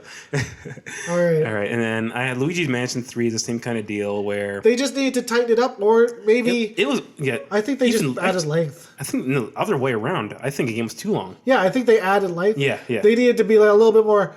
We got to edit this shit out. They had to get like a playtester to be like. Honestly, yeah. What the fuck? Also, the pool. Yeah, because you told me that, and I was like, "You mean that mini game that was bullshit?" Yeah, but there's a whole level of it and a boss fight. That's what ruined it. It's really that whole level. You take that whole thing out, maybe even if you take that out, I think it'd be a good game. I think it might just be that. I think it'd just be like I could probably forgive its length if you just took that one level out. It'd be a shorter game too, but it's really that one that water floor that just really did it. Because then after that, it's just like yeah, but would that have made it a great game? Because it wasn't even on your top 10. No, that's because of that though. Honestly, it's because the experience was soured. Like I would, it was like it would have gotten an honorable mention, but it's like, and but would it have made it into your top 10? Yeah, I think honestly, like I was having a good time until that point. Because my 1 and 2 are on here. Yeah, okay, yeah, because sorry to say, yeah. Now, for me, I had a great time with it, but again, it's just as soon as I got to the water part, it's just like I wasn't having a good time. I got to the boss, and then. There were like 3 floors after it, and I just felt like because you want a game that's a good game. Like that is one thing Star Wars does. Yeah, perfect length. Excellent. The part where you make your own lightsaber does come in a little late. You should probably done that after. Yeah. Before you went to the Psycho Sisters world. Okay. Or no, like before you even like enter there. Yeah. Like when you went to go save Chewbacca's dad or something, whatever. He's not really. Okay, I was gonna say. But. Like, honestly, the game length was good. That's good. Like, I think I played it, what? You don't see that too often. 15 hours? 12? Okay. 15 hours? Yeah. Perfect. That was fine. Yeah. That was great. Yeah. And that's a Metroidvania. Yeah. Yeah, not enough games do that. That's the thing. I mean... They gotta have a steady hand and be like, you know what, that's enough. There's so many games. Like, next year, I'm so scared for next year. Well, that's why, like... I'm like, fuck this game. Yeah. Like, when because you hear me go raw on, like, things. I'm like, I fucking lose it halfway through a game because I'm like... I've entered the moment of bullshit where it's going to take me 5 hours of doing not 5 hours of whatever. It's 5 hours of doing shit I hate. Yeah, because I mean, there's so many games that are so like they're like hundreds and hundreds of hours. Like next year, so many games are going to be Watch Dogs 2 did that to me. Yeah. And I got fucking mad. It's like, why the fuck am I doing this shit? Yeah, exactly. Like, it's not hard. It's just it's tedious. A pain in the ass. Yeah. Yeah, like it's like I mean I can spend my time at other places. I have so many games to play, and so many games that are like major demand, like major time demands. So like don't pad it out. There's no reason in this day and age to pad out a video game. No, like ever. No, unless it's a free to play, because then those people have nothing else to do. Yeah, and I honestly like the 8 hour like if it's a game, the games that I almost kind of pray for the 8 to 15 hour campaigns nowadays. Yeah, like the only game that I ever wish was longer was A Way Out. Yeah, because that was what, a 4 hour game? Yeah, it was pretty short. Like we beat it in like 3 sittings or something. Yeah. Like I think we got. They were short sittings because I was like, hey, okay, I gotta go eat dinner. Yeah, exactly. and us fucking around. Yeah. But yeah, so I don't know. I would say the one that would become way better with a little bit more work would be Star Wars. Okay. Because that would be like my number one. Then. Okay, fair. Yeah, because again, I mean. Luigi's Mansion is really just a level, I think. Yeah. So Star Wars needed way more than just that. Way more work, but it would have made it way better as well. Yeah. Like Sekiro, they could put some work into it, but it would still be as good as it is. Okay. It would just be less infuriating. Fair enough. So yeah, and then like Luigi's Mansion again, I think the good game's already there. Just take out a level. It's just too much of a game. But would it be like a great game? I don't think it would be like a year-defining game for Luigi's Mansion 3. But that's just me. So Luigi's Mansion 3, like I've seen people put on their like game of the year lists and everything, and it's like that's like some dirty. YouTubers I watch, like they like have it there as like their favorite game and everything. I don't know. Okay, I mean, I don't see it. Yeah, I don't either. I mean, I like it a lot. If so, say I didn't have that level, it would have been at least like no higher than 7, like 8 or 7. Yeah. on my list. A very good game. Yeah. So I mean, it is a good game. I wouldn't make it my game of the year. That would be like equivalent to The Messenger for me. Yeah. Did it win Family Game for the Game Awards? I know it was a nominee, but which one won? Which one won for Family Game? Oh, I think it was. Yeah, I think it did. I think it won the Family Game. Yeah. Which I was like, Mario Maker should take it. Yeah, I'm sorry. agreed. I'm sorry. I'm with you on that. I was like, we both go, Mario Maker's going to win. Mario Maker's going to clean this out. Yeah. And then we're like, oh, fuck. Yeah. I mean, all right. I mean, but then again, I think Mario Maker sold a lot more than Luigi's Mansion. Yeah, I mean, Luigi's Mansion also has the party game elements in there too. Yeah, I mean, it's doing well, so hey. Yeah. But so we'll call this Star Wars. Yep, I'm with you on that. Jedi Fallen Order. Yeah. A for effort. Yeah, I mean, this is way more amicable than I thought it was. Dude, I told you I'm not gonna be a dick about this. I was ready for it. But then we got to back and better than ever. Yeah, back and better than ever. So this is like a nostalgia themed one. Yeah. So collections and remasters. Yeah, remasters, remakes, and collections of games from the past, which truly bring back the magic of the originals. Actually, I gotta take out mine. Okay. Which one is your Castlevania collection? Yeah. Okay. We're gonna put Phoenix right. Okay. Yeah. Oh, you got it? Yeah. Okay. I have it too. I bought it on PC. All right. Because I hate menu systems. Yeah. On fucking PS4. It's not that. Maybe. But once I get a Switch that I can tap it. I was gonna say. Yeah. Does it have the touchscreen? I never. Does it do touch? I never. It should. I never thought I to do it. swear to God, if it doesn't. I never thought. I mean, I couldn't see why it wouldn't, but yeah. All right, let's go. Okay, so yeah, we have for our nominees, we have Medieval Remastered, Phoenix Wright, is it Collection or something? The trilogy. Trilogy. Yeah. And Zelda Link's Awakening. So I'm gonna go with Medieval Remastered again. I had it on my top 10 list. It captures this game sometimes a little too true to form for the original game, but I mean, it brought back great memories for me. So, and I love that. I love the visual update. It looks like how I would have imagined it back in the day. And now with the power of PS4, it can look like a Tim Burton movie. Whereas in the past, it's like, yeah, things were lopsided and gothic, but everything was still blocky and had like blurry pixels and all that. So I loved Medieval. What's your? My personal pick would have been Phoenix Wright because they added a lot of animations. Yeah. They did a lot of the voices over. Yeah. So I really like that. But I would say that Medieval is more impressive. Yeah. Not only because they kept in the jank purposely. Yeah. And no, it's not because of the Dan Cam. But because they put the original fucking game in there. Yes, that's I was great, like, why did you do that, Resident Evil? Yep. So that one is the one. I was like, because I played Medieval, I'm like, I'm not going to play that again. I fucking felt that wrath once already. I'm good. Yeah, to each their own. But I just thought it was such a good remake. Yeah. I'm not interested in playing it or buying it. Fair. But I can respect it. Okay. That works for me. Okay, so next category is oral sex. And oral sex is for the soundtracks of these games are packed to the brim with bangers. So games with soundtracks we really liked. Yeah. So I've got Fire Emblem Three Houses, then there's Devil May Cry 5, and River City Girls. So for me, it was Devil May Cry 5. And you're gonna say you that. knew I was jamming to that track. Yeah. I was just surprised because you never got the game yet. I wish I got it physically because if I got it physically, I would have given it to you right away. But honestly, I was like, okay, I'll play it when it's on sale. Yeah. But every time there was a sale, I was already playing something. I was like, well, check now. I mean, that's true. Yeah, I mean, probably the good time. It's a short game too. You can beat it. I beat it in like a weekend. Really? Yeah. I thought it was like a really long. No, I mean it's long because people hardcore do the thing I was telling you about before, where they go back and play it on each difficulty. But also, this has nothing to do with the music, but that chick in the van is hot. Oh, yeah. She's fucking deadly. For a computer game? Yeah. Man. Yeah.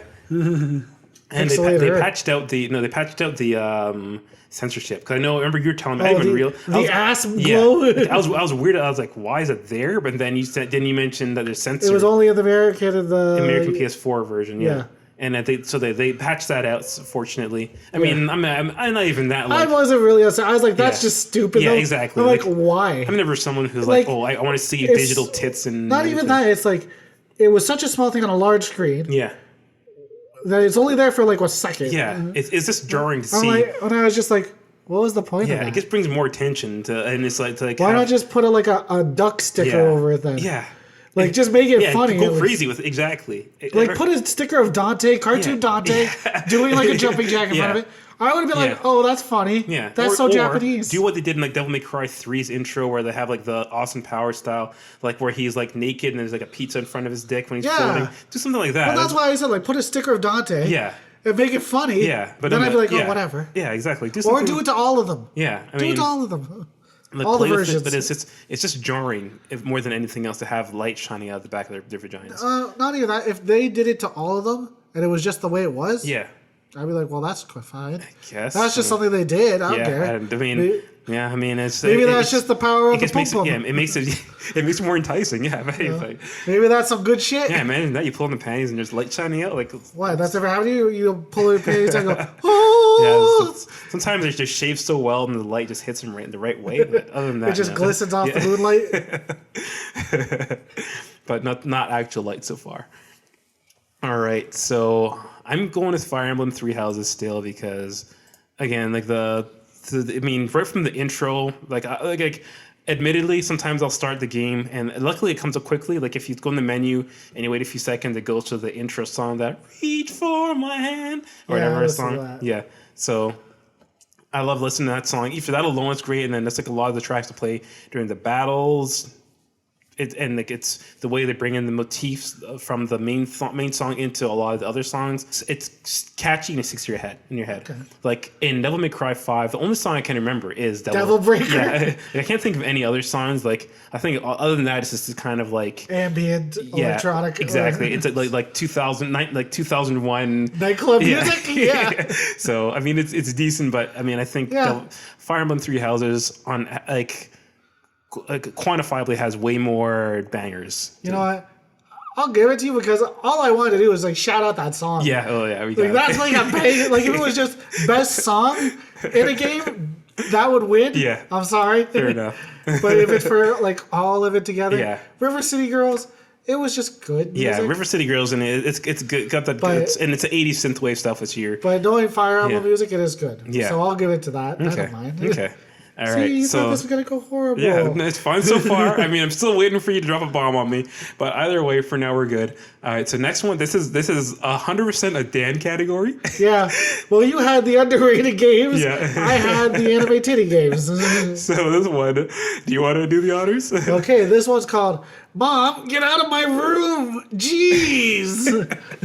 And it's best to play these games after dark with your doors locked, blinds down, some headphones on.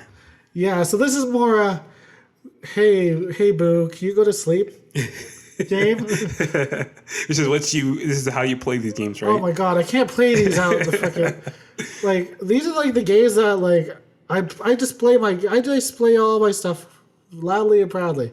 Yeah. Funny enough, Senran Kagura Peach Ball is mixed in with the cartridges. And it's sitting inside the Switch right now. Why? Because I had to fucking... Did we review it? I think I reviewed it. No, we haven't yet. Yeah, we can... We'll do like a raw where you can talk about it. No, we didn't get to it yet. Yeah, we can wait till next year. Yeah, okay. No, we'll get it out of the way. Oh, I went off focus. I am playing something new. So, on the list for Mom, Get Out of My Room, G's is Senran Kagura Peach Ball. Pantsuit Hunter, back to the 90s.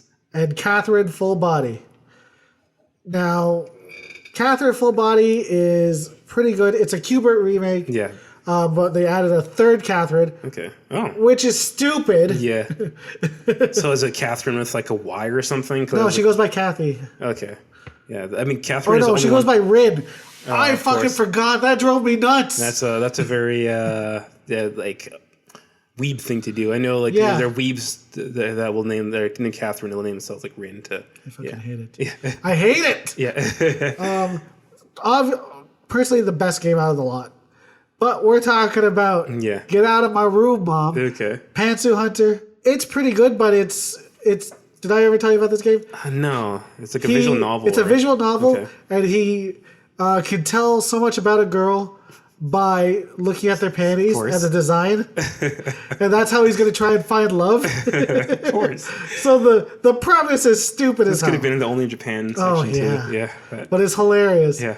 That should have been only in Japan. But I'm not sure it's made only in Japan. I don't know if it's made from Japan. Oh, really? Because this art style is. Okay. But it references a lot of 80s anime that came over to America. Huh. And then the last one, Senran Kagura Peach Ball. It's the girls from Senran Kagura. They turn into animals, and you have to save them by throwing them into a giant pinball machine and playing pinball. And you blast off their clothes. This one is the winner, because any year a Senran Kagura game comes out, it will be the winner. It's so weird. And, like, Pantsu Hunter, I can explain that away. Yeah. Catherine Full Body, I can explain playing that. Yeah. I don't know how I'll ever explain why I'm playing Senran Kagura. Anything. The cooking game, the Splatoon ripoff where they shoot each other with water guns. Right. This fucking pinball game. They're all so hyper pervy but funny. Yeah. Like, it's weird, but it's strangely enticing. And I've only played it a little bit. I've beaten it on 3 different ones. Okay. But I don't know. It makes me speechless. Yeah. But it is the winner, unfortunately. Have you been seen playing these yet? Nope. Okay. I have to, after I'm done playing, I have to load every game on the Switch to bump that thing to the back of the queue. I was wondering what you were doing. Yeah. I mean, it's going to get deleted once I get another Switch. But Yeah. a personal Switch. Interesting. Remember, the Switch I own is not Yeah. mine. It's my girlfriend's. That's right. Fiance's. So that's your version of your deleting your history, eh? Yeah. Gotcha. Okay. This one is better when we're together. So this is for co-op games, essentially. Right? They're games that do have a single-player campaign, but they're way better on co-op. Oh, yeah. So we have Far Cry New Dawn, River City Girls, Castle Crashers. So I guess we've agreed that ports are a fair allowed. game. Okay. So I'm probably going to go with Far Cry New Dawn. I'm gonna go with Far Cry New Dawn. Like, it was now the weird thing is this one probably has one of the better campaigns. It's better than Castle Crashers. Yes. River City Girls was good. Yeah. I could see that being fun by yourself. It should have been online though. Yes. We had to do the fake online play where PlayStation share screen or whatever, share play. Oh, that annoyed me. Yeah. But Far Cry New Dawn was the most hilarious. Yeah. Most hilarious co-op. It's not quite up there with The Way Out, but it's probably the closest we've gotten so far. Well, because we would fuck around a lot. Yeah. And then remember when I was like, I'll drive. Yeah. I would purposely drive us through trees and off cliffs, but we would end up dying sometimes. I'm like, okay, maybe you should drive. But this one made us laugh. Yeah. Legitimately laugh a lot. Yeah. And the gunplay was great. Yeah. Yeah, the great combat. I don't think I'd play it by myself. Yeah. I mean, the thing with Far Cry is they perfected the formula. Even though they're kind of rehashing it now, they perfected the formula and it works each time. You can change any of the Am I Alone in this. Okay, so Am I Alone? This is one. This is I'd say take outside our Wild Hearts. Okay. Yeah. So I'll leave it blank and figure something out. So this is for games that nobody else seems to know of or like.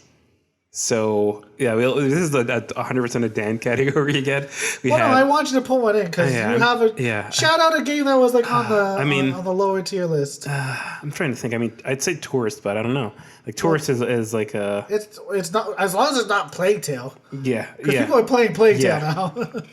I'll put Tourist in by default. It is a game that's kind of seems to be gaining some traction, but. So why don't we start the list? Okay, so we have Vanbray's Cold Souls. And then Bargain Hunters, which I didn't hear of until you put that in there. And then I went on the Switch, and then you're playing the hell out of it. Right? And then we have, I'm just going to have Tourists there to have something there for the sake of it. All right. So you've all heard me talk about Vanbray's the Cold Soul. Yeah. What I'm going to talk about today is called Bargain Hunter. It is most certainly something that could have been put on a phone. Okay. You start off with $200, and you drive to a yard sale or a thrift store, or you can go to the beach and try to find things with a metal detector. And basically, it's all about finding items that have more worth than what you're going to pay for it. Yeah. Then you bring it to auction. Auctions are only held on certain days. Uh-huh. And then you try to make as much money as you can to upgrade your house and your car and other shit. And it's sort of like an enjoyable sort of thing to do. Which I'm excited to do it on a Switch Lite because then I'll just play it for no reason. Oh, yeah. It sucks. The game itself is shit. It makes Vanbray's the Cold Soul look Like Smash Bros. Right. Like how the depth of that game. But I think I'm the only person on earth that's playing it. I've never heard of it until you put it on this list. I was gonna put Big Pharma, but a lot of people are playing Big Pharma. Okay. But honestly, it can't win. Yeah. This was only there to fill a spot so Van Brees could win. Honestly, I mean, I feel like my girlfriend might like it. I got her a game on Steam called like House Flipper, which is like just go into houses and like you have to fix them up and then sell them. So who knows? Maybe there's a market for it. I don't know, man. I don't know. Yeah, well, I vote for Bargain Hunter as well. No, I put Van Brace. Oh, you're voting Van Brace? Okay. Bargain Hunter doesn't deserve to win. It just needs to be talked about. I mean, if I were to objectively vote, just because I never heard of it and you made it sound so ridiculous, I'd pick that. But yeah, okay, we'll Van Brace needs to win something. It doesn't win anything in the world. All right. Well, we'll go with Van Brace because I mean I have no dog in the fight, but all right, Van Brace it is. Also, the drawings of Van Brace are fucking hot. Oh yeah, I think that they're like really cool drawings. We discussed that was an appeal to you. Right? Oh yeah. All right. So the title is "Content with Being on the DL." So it's not about being secretly gay and fucking other big black dudes. It is DLC. Oh, so dive harder. Dive harder? Yeah. Okay. For the third one? Yeah. For the DLC. Right. Okay. So our picks are Shovel Knight, King of Cards, Helldivers Dive Harder, and Super Smash Brothers, just the character packs with like Joker, Terry Bogard, Banjo, Dragon Quest Hero, Piranha Plant, who was a free one too, and I can't remember who the fifth one is. Or the fifth one, and they've added modes like the stage builder mode or something like that. So who was the other character? I think they haven't announced it yet. I think they're anticipating they're going to announce it during the Game Awards. They never did, but the fifth one's still a question mark at this moment. It's going to be a Sony character. I'm saying Banjo. No, wait, Banjo's there already. Banjo's not in the game. Yes, he is. It's for Sorry, not Banjo. Conquer? Not Conquer. Crash Bandicoot? Crash Bandicoot. I could see that. That'd be kind of cool. Yeah, I mean, that's a very feasible pick, actually, in all honesty. Because he is on the... It seems to go human anthropomorphic animal, right? Yeah. So, yeah. I mean, I can see that. So, for my pick, it's a tough one. I enjoyed King of Cards, and okay, the thing is, it's like King of Cards and also Shovel Knight Showdown. So. Oh yeah, was that separate or was that included? They came all together. Oh, I should. Yeah. I just updated my Vita, and the King of Cards went down. I'm like, the fuck is this separate thing? Because I was looking at it on the Switch. I'm like, oh yeah, the fuck is Shovel Knight Showdown? Yeah, so it's like the Smash Brothers, but with essentially Shovel Knight characters. And Shantae. Yeah. Oh, is she in it? Is she? Oh, I have no idea. I mean, no, because I don't know if they got licensing because Shantae is Way Forward. This is Yacht Club. That's true. But I mean, it's made by former Way Forward employees, but I have no idea. Also, Shovel Knight's supposed to be an Indivisible. But then again, there's supposed to be like a ton of characters going into Indivisible later. Oh, that's cool. Yeah, Shovel Knight's been in everything. They definitely pimp Shovel Knight out. Like he's been in so many things. He's in Bloodstained. Yeah, he's in Bloodstained as an enemy. He can get his armor. And I have his armor. Yeah. So I was dressed as the Shovel Knight, and I was summoning Shovel Knight. Yeah. Ironic. Yeah. So I'm gonna go with Shovel Knight, the King of Cards / Shovel Knight Showdown. It's because it's a lot of bang for your buck. It's a whole new game. It's two whole new games, and they're not just like little modes. They're like well fleshed out games with a whole campaign, a whole story, and everything. And for Shovel Knight Showdown, you get story modes for each character. You get tons of unlockable characters. And King of Cards, I liked it, even though like the whole mechanic of having to dash and pirouette off of people was a little like it's hard to get your head around. It's not as intuitive as bouncing off of people like the standard Shovel Knight campaign or even Spectre Knight's campaign. But I thought it was a good game. It gives a good backstory to the King Knight character. You kind of find him as a likable character, especially like as he like meeting new friends and bringing them on his airship. But then he's kind of a dick. Spoiler alert! Obviously, he becomes a villain. So at the end, he sells them all out, and that he lets them all fall off of a cliff or something. So it's a well told story, well made game. But yeah, what's your pick? Is it? It's not Helldivers because it actually doesn't change too much. Okay. What is it? What's in it? It adds another mode. Yeah. like a forever thing, Okay. and it sort of reopens up a lot of stuff. And I think there's a couple new guns. Okay. So it's not So like a. it's like a content pack. Yeah. So it's not like a real game, full-on gamer thing. Yeah. No, this is like 4 years after. Yeah. For free. Yeah. My pick is Smash Bros. Yeah. Man. There's like I love Smash Bros. Yeah. Even when even when I was shitty on the Switch, I was playing Smash Bros. Oh yeah, I know. But every new character is a firestorm of talking. Yeah. Everyone wants to play it. Yeah. It changes up the meta Yeah. of who's good against who. Yeah. It changes up the tournaments. Yeah. Reinvigorates the Yeah. system. Come on. But okay, so I mean, like, it's there, but at the end of the day, it's the same game. I mean, obviously, there's new ways to fight, new challenges, but it's the same game. Like, it's not a whole new game in the game. Yeah, but I mean, it changes it because if you can change your main, Yeah, or someone will change their main, and you will have to learn how to fight. yeah, there's that for sure. But But I love fighting games. yeah, So clearly that was my winner. yeah, Shovel Knight Showdown's a fighting game. Not playing it. Yeah, same here, and honestly, I haven't really even gotten into it. I've only played King of Cards, and I beat it, but yeah. So where are we going with this? So this is the first This is the impasse. stalemate. All right. How do we do this now then? We are going to do this the only fair way. Okay. Rock, paper, Oh, scissors. fair. I knew it was gonna come. All right. Oh, wait, we throw on shoot, right? Yeah. Rock, paper, scissors, shoot.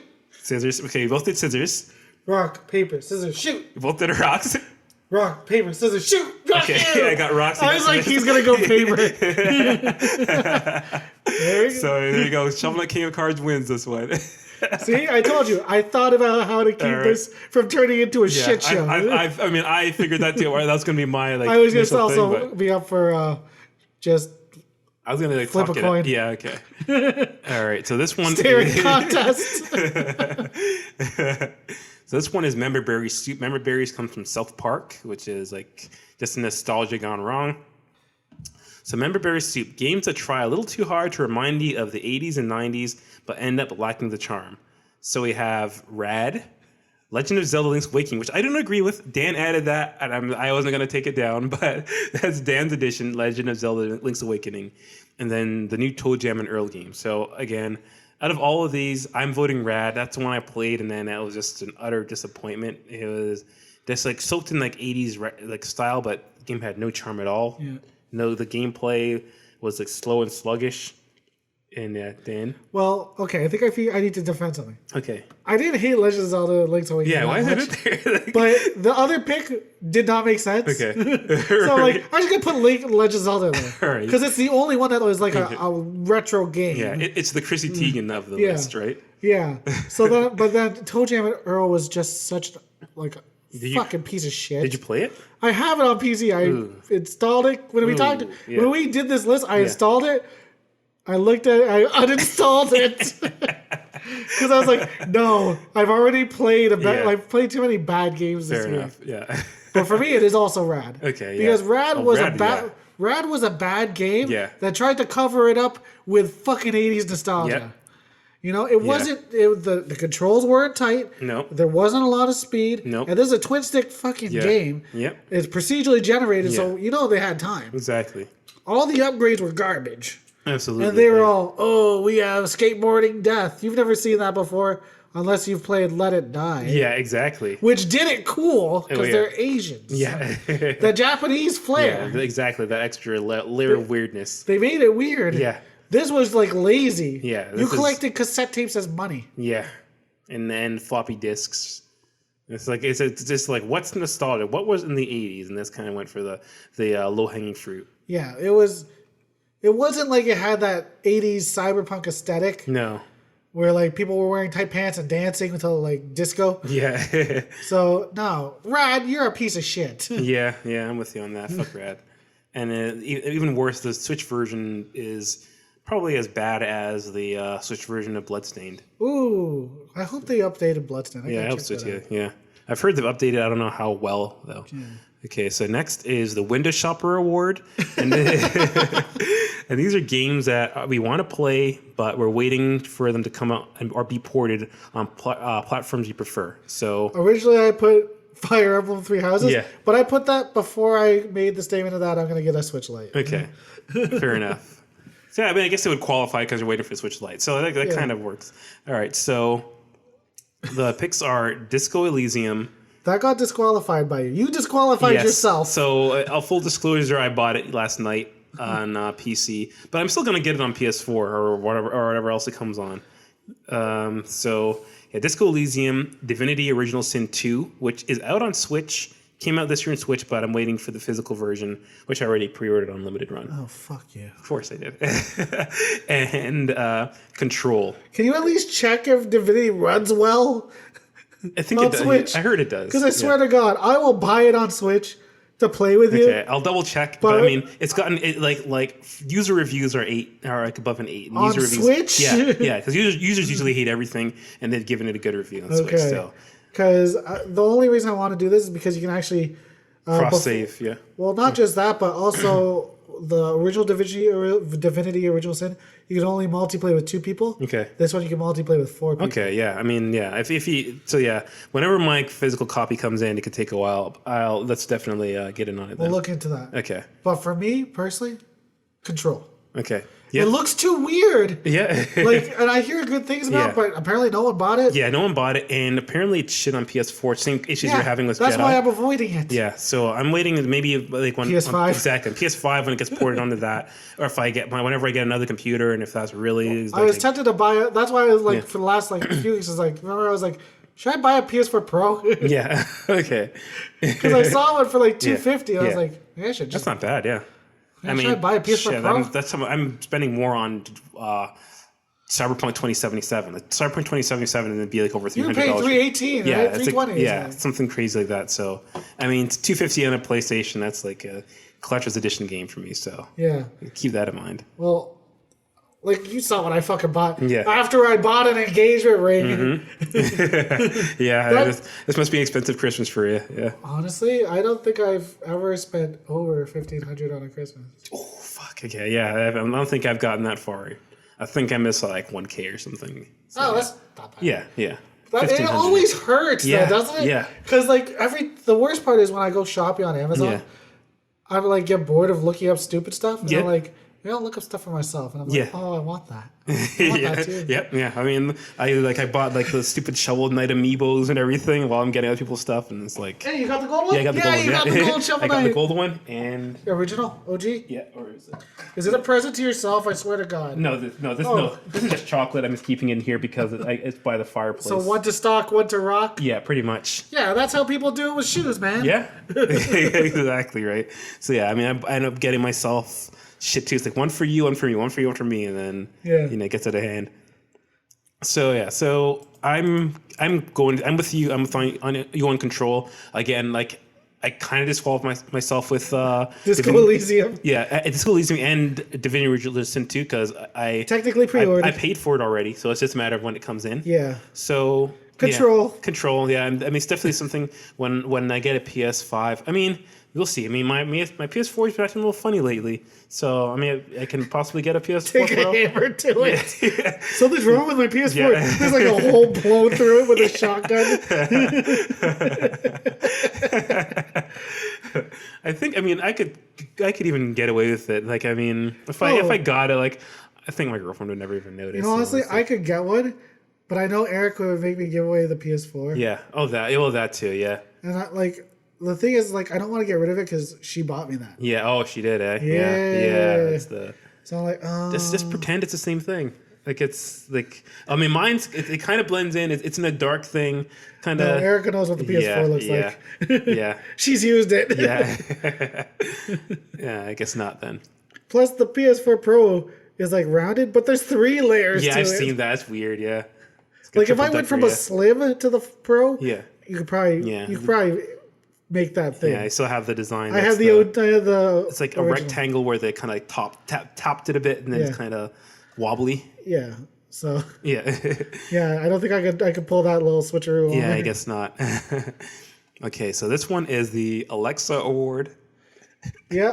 So, do you care to explain the meaning behind this one? This award is for the game that screwed both of us over even though there seems to be a lot of hype around it. Okay, and the etymology, Alexa. You're talking about the Amazon device, right? No, I'm talking about a girl, but I'm not going to get into that. All right. Try to give you an out, but okay. Do you think I would take an out? Those stupid half Asian girls. Oh, I'm going full Eminem. Jesus. Half Asian girls are dumb. I know. No, I actually was not. It's not someone that I dated, but Yeah. it is a situation. Two of your friends. Yes. Right. Friends. Totally not us. They're gonna think it's us. Yeah, it's honestly, no, I had. They're gonna think you were at the front and I was at the back end. And it made it weird. The devil's three-way. Two guys. Yeah, just covering all nations, right? That's right. All right. So again, nothing to do with it. You're either gonna have to leave it in. No, I'm leaving it in. I'm leaving it in. Okay. I'm just letting everybody know I had nothing to do with this. I knew who this person was. I had we we can only have to talk about them. no interactions with her. But anyway, other than a prank call at her workplace once in high school, that's about it. Oh, that person actually worked. She worked at, and I ever prank. Oh yeah, I remember. Yeah. Well, anyway, so. You got hired just for being kind of Asian. Yeah, pretty much. Yeah, I can remember even Albert worked there, but he couldn't. He got fired after 2 weeks because he didn't know what the fuck he was doing. Oh, see, I never had to work. I sold drugs in high school. And I bootlegged. Yeah. I sold weed. I didn't sell crack. Hardcore shit. It never escalated that, eh? No. Good to know. Also, I was a janitor actually. Okay. All right, so we have Resident Evil 2, Crash Team Racing, and Van Race Cult. So why'd you put Van Racing there? You put it there! No, I put it in the other one. You put it in No, there. I know I put it in I'd rather commit seppuku. But anyway. I'm going Resident Evil 2. Yeah, Resident Evil 2 right away. Resident Evil 2. That game, that was one where I think we both kind of came to the realization at the same time. You played along with me because I got to the sewers. Yeah. And I beat that boss in there, and I was like, that's what I texted, dude, are you having fun with this game? Yeah, no. You're like, no. Put it down for 2 or 3 days at a time, and it'd feel like a chore getting back to it. Well, because I said, I feel like I'm playing this just so we can review it. Yeah, it was honestly that. Because that was kind of when we were getting this show off the ground. And that's when I realized, if I don't like a game, I ain't going to force it. Yeah. So, I don't care. Are they not paying us? Yeah. Contrary to popular belief. Yeah, the codes. All the codes we got. We're not just two losers spending hundreds of dollars a month. All right. So yeah, Resident Evil 2, yeah, without doubt. Flush that motherfucker. I mean, again, I know people love it, but I just not have a good time at all with it. I said it would have been worthwhile to keep. I still own it. Yeah. It would have been more worthwhile if they put the original Resident Evil 2 Which I don't see why they couldn't do that. No, it's 800 megabytes. Yeah. It's nothing, yeah. Really? Yeah. It's an extra 30 seconds to download or something. Fucking Capcom. Yeah. All right. All right, and the one for the tops it all, apparently, our top... This is the prize fight. This is the prize fight for the Huddies. Is I'd rather commit seppuku than play it again. So... We have, sorry. Explain it. Yeah, it's games that were utterly unpleasant experience that one or both of us would never dare to play again. So I have Sekiro Shadows Die Twice. I put in Octopath Traveler. Yeah, which, I mean, you use a fucking loophole. It got ported into PC. Yeah, that's the slippery thing. You played it on Switch, so this is bullshit. I know. And Death Stranding. Well, here's the thing. You know my problems with it, but no one else knows that. Yeah. So that's why I'm going to say my piece. Yeah. They're because we both know who's losing this battle. Yeah. So we'll take a few minutes. Fair, yeah. Say your piece about Sekiro. Okay, so I kind of talked about it in the top 10, and I had a whole episode where I spent maybe 50 minutes talking about why this game... Also in your top 10. Yeah. So... And when we reviewed it, and then randomly throughout the year. Yeah, I just come back to it. I'm clearly traumatized by this game. So Sekiro Shadows Die Twice was just a mean-spirited game that it was fucking... I mean, I don't mind hard games. I love Souls games. I love Mega Man games. I love Castlevania 3. Yeah, so I love hard games. It's just that this kind of game was designed to just Frustrate you. infuriate you, and not really having a risk and reward system. The other Souls games that have a risk and reward system, it's like you go, you take this extra path, you fight this hard boss, but at the end of it, you get a cool weapon. This one, they give you they break off a cookie and they give you a crumb. They don't even give you a piece of chocolate chip in it. It's just a crumb. Yeah. So it's like it doesn't really feel like it's worth playing to me, and then some of the boss fights were just ridiculous. Like I got the Genichiro, and then I was like, I mean, I could probably spend 5 more hours on it and eventually beat him, but then what's next? I mean, I wouldn't feel relieved. Usually when I beat a boss, I'm like, yeah, fuck yeah. You feel jacked, right? Usually when I beat a boss, it's like, okay, well, I know that's just gonna be another hard boss. See, I was still at the spot where I was like feeling hyped up after I beat the bosses. Yeah. You were like, oh, I don't want to fight another boss. You were like so drained after it. That's exactly what it was for me. It's like boss after boss. Like literally, again, Genichiro was 5 steps away from the boss before it, who I spent like 2 hours on. So I was like, fuck it. Goodbye. So you like the game, but even you're with me that it's sadistic as fuck. I can understand it, and I think it's totally valid. Okay. But I really like the game. Yeah. I mean, I don't know why. Yeah. You admire it more than anything else, right? I wish it was a better game than it was. Fair, yeah. But I can see why people hate it. Yeah. Yeah. Okay. So I admit there's faults. But yeah. Okay. Then again, I also watched anime for years, so come on. I can admit when things are shit and still like them. Talking about left field, he's got to tag anime. It doesn't do anything. Not all anime is shit. I will say that. All right. Just follow Metal Alchemist. Right, yeah. So Full Metal Alchemist, eh? Okay. All right. So now you have Octopath Traveler, and I couldn't disagree more. So let's hear your reasoning to why this is on there. Here's the thing: the battle system is good. I'm not gonna lie; it didn't blow my fucking balls out the wall. No, I mean, but it's serviceable. Yeah. I did have a problem with that diorama look shit. Yeah, the tilt shift stuff. Yeah, I didn't like it, especially because my eyes are fucked up. Fair enough. I don't mind it. I wish there was a way to turn it off. That would have made me like it more. Okay. Because it honestly was making me go cross-eyed. See, if you really played the PC version, I feel like that would be in there. I don't know if it is, but I feel like... Okay. No, it's baked in there. Okay. There's probably a mod out there. I mean, I know the company. I went as far as patenting that look. Yeah. So, I guess they're proud of it. There's a mod in there for it. Okay. So they can do that worst case scenario. But yeah. Please, PC. Yeah. But my biggest problem was they could have cut out most of these characters. Okay, well, it had to be Octopath. It would have been, just for the name, for the fucking name, you took a good character that could have been good, the chick with a dog, you made her talk like fucking awful. Yeah, I'm with you on that. Like her dialect is pretty great. It was frustrating. Yeah, like it's not based off any kind of real Old English. So it's not even like trying to be Old English. Yeah, it's like when someone in grade 6 is like, "It's old timey. Here's my play." See, I wonder what bad writing. I wonder what it's like in Japanese, because I mean, obviously, I hear Japanese. I can make out certain words, but obviously, I guess know that it's words. But I wonder like what they're doing. I want a fan sub of this. Yeah, because they would have put that shit in. Yeah. Also, it would have been less annoying for the thief. The thief story. I didn't mind. Who was apparently the greatest thief on earth. Okay. But it's, like they hyped him up in such a corny way. Okay. That I was like, okay, I can't play this guy. That I switched off him. I didn't mind his story. The worst. The fucking most egregious person.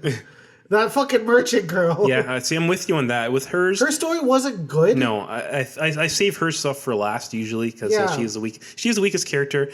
The only reason I would ever use her if I was fighting enemies who had wind as their weakness. And Lightning? Yeah, she had wind. Her wind was her She does have some cool moves though. I will say that. Like you can buy. They can buy things like you can buy people to help you. Like, you can hire adventurers. Yeah, you can hire people to attack. Like, you can hire healers. You can hire like bandits to come and attack people. So there's cool things she had. As the game goes on, she gets cooler with her moves. Yeah. But initially, I mean, it's just story more than anything else that made her on. But that's the biggest problem I had with it. I'm with you on there. So yeah, is one, a lot of the characters, not even main characters, just her mom, her dad, the random pirate she met. Yeah. They all monologue for like 4 or 5 clicks through it. Okay. And you can't skip. I put it on the fastest read. Yeah. You can't actually skip it. I'm with you on that too. So that's why I was like, you know what? Yeah. I can't do this. Okay. I told you I can't. It frustrated me because I thought I hated it. It made me think that I hated JRPGs. Yeah. It's hard. I mean, it's. I mean, that's standard in a lot of JRPGs, though. I don't know. It is, but the monologuing and it's bad monologue. Yeah. It's bad. The character, yeah. There's just the story is bad. Yeah. Like that's what made me not like not the Fire Emblem that's out now, but the previous one. Okay. Awakening or whatever the one. I think there's one that had the Pokemon thing where split into two. Yes, games. that's the one. Okay. Oh fucking god! Yeah. The translations were bad. Okay. But yeah, I hate monologuing games. I can't take it. Yeah, I mean, well, I kind of my eyes would glaze over whenever I do, especially because I play it on train rides, and then I just want to play the game. And it's like an hour of each chapter introduction was a long. And that's why I told you not to get Trials of Cold Steel. Yeah. Okay. Really. It's they monologue. Oh fuck yeah. They monologue hard. I mean, at the same rate, it's the thing I kind of take with I don't JRPGs. Like you're going to have to deal with that almost in every one. So I'm used to it. I never enjoy it, but I'm used to that coming in. Yeah, but I don't mind it. But I feel like if it's unnecessary, and having a lot of those characters I feel are not necessary. Okay. That's where I was like, you know what, this game, they just went for the name. They thought that was really interesting. Yeah. Because if they cut out 4 characters, then what other path is there? Well, no, you can beat the game with one. You can beat the game with like 3. You can beat with one. You could technically just not have a party and beat it with one character. But you can. So I think that they just thought, oh, we have 8 okay characters. Yeah. They could have made 4 great ones. Yeah, I mean 5. Well, I mean, I liked Cyrus. I didn't mind. I liked Therion the Thief. I know you didn't. I liked Therion. I liked the healer. The Alchemist. No. The priest. I like the healer. I liked her as a character, and I liked her story. The Alchemist story. Actually, no, it gets good. Like I think this third chapter. I started the Alchemist, and then I was like, not feeling it. Okay. Well, his third chapter. I didn't hate his though. Yeah, his third chapter was good because there's like this asshole guy who you heal him, and then he turns out to be like he goes and kills people. Yeah. And then he gets like a whole thing of like oh you fucker, and you had to go and kill him. So I liked his story later on. Yeah. Some stories just take a while to go. Like imagine that's the other thing with JRPGs. They have slow starts, right? So I mean, this is almost like 8 games. So you're gonna have 8 slow starts. That's why it killed me. It's like JRPGs. You always have to know that there's a good game. Sometimes you got to take a while to get to it. But I mean, I played Wild Arms, which was a fucking rough start. Yeah. Before they got to the dimension jumping or whatever that was. But honestly, the writing killed me. Yeah, the writing was so bad. See, that was never an issue with me, but I mean, I'll see. Like it might. I feel like it might need to be the right state of mind, but also if you don't like it, you don't like it. That's it. That's just all it is. Not everything for everybody. Right? Yeah. So I didn't want to go shit on it too hard. But, Okay. I just had to tell you what my problems were. Yeah, that's fair. I mean, for me, it's still one of my top games on the Switch. It always was a special place with me. It was one of the first. It is the first game I got on the Switch, and I had it pretty high on my list last year. And if I did a list for the decade, I mean, we're not doing that today, but if I did a list for a decade, it'd probably be on there. All right, so let's go on to our last contestant. Okay, last contestant is Death Stranding. So I feel like this is there just as the peacekeeper. It is the peacekeeper. It's one that we can join forces on because if it were the other two, it'd be a stalemate. Like you'd be here until midnight tomorrow or something. This is like where Optimus Prime and Megatron join forces to beat Unicron. Yeah. So yeah, Death Stranding right away. Oh my god. Speaking of fucking monologuing. Holy shit. Yeah, that game. I mean, long, sullen silences of walking. Yeah, I mean, I think this was originally in the Alexa Award, but yeah, it fits better, and I'd rather commit seppuku. Yeah, it is the clear seppuku winner. Yeah, like it's a game that's actually designed. Like Sekiro and Octopath Traveler, they get things that I have my reservations with, you have your reservations with. Yes. But they didn't design it to not be fun. Death Stranding is designed to not be fun. It's not fun that they're looking for. They're just trying to give you an experience. It's an experience game. But they design it in ways that are meant to make it tedious. It's designed to be tedious. It's a game of tedium. Yeah, so. But I know that some people like it. Yeah. I'm cool with that. Yeah, I mean, they get an experience out of it. I get the thing that it's zen-like to be doing this long, repetitive thing, and you're kind of taking in the environment, and it's like you're on these meditative walks. But if I want to take a meditative walk, you know what I'll do? Meditative walk? Yeah, I'll put a collar on my dog, and I'll just walk. I'll walk down and just keep walking and walking. Yeah. I do it every day. Yeah. So I don't need that in the video game. Although I will say this, if there was a dog in Death Stranding. Yeah. Oh, that'd be awesome. Yeah. Oh my God, it'd be so much better. It's like it's the whole dog mechanic. Like you're training the dog and you're building a bond with it. Or even if it's just the dog instead of the baby. Yeah. Yeah. Like it can smell evil spirits. Yeah, that'd be cool. You know what? You need a better game. We should make it this. Yeah. I mean, let's get Dreams is coming out. Let's get Dreams. Do it. We're gonna put it in Dreams. Yeah. And instead of Norman Reedus, we're gonna choose Rick Grimes from Walking Dead. But we're gonna keep. I would have said the other guy from Boondock Saints, but that works too. We're gonna keep his English accent. Right. Because he was in Love Actually. Yeah. Oi, mate! I see you have a package. Let's get Dreams, and that's gonna be our beta project. Sacred Symbols has Break Breaker game, Twin Breakers or whatever. Twin Breakers. The next year, BitHUD is doing our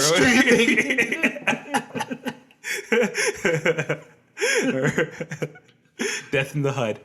Death in the HUD. You heard it here first, guys. All right, so that's our. That was the HUDDIES. Yeah, that's our HUDDIES. So hopefully you guys liked it. Our topics were pure bullshit, but that's kind of the point. I mean, there's no real rhyme or reason there. We chose an award with rock, paper, scissors. Yeah, so, I mean, take for what you will. I mean, it goes with our top 10, too. Don't take us too seriously. I know people get really, sensitive and combative with their top 10s. Like, why wasn't this on? Why'd you make that your number 1? Why your number 10? How was Fan Brace on any of this? Yes. So, I mean, yeah. Tell us yours, though. We want to hear. Exactly. We'd love to hear your top 10, top 20 if you care for any it. recommendations for the awards? I mean, for next year, what kind of topics would you want for? Or what ones you would have put in our list this year? Yeah, exactly. Any kind of input is good.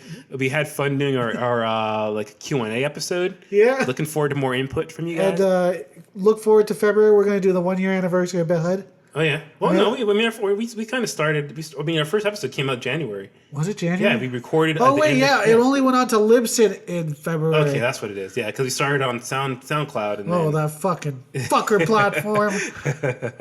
Fuck you, SoundCloud.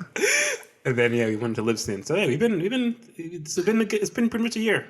Wow. Yeah, I mean, there are the 2 years before that where we're just yeah, we'd go to your house and once every other month. Yeah, and then it'd be 5 hours of talking bullshit. We'd have nothing to and the audio doesn't work. Yeah.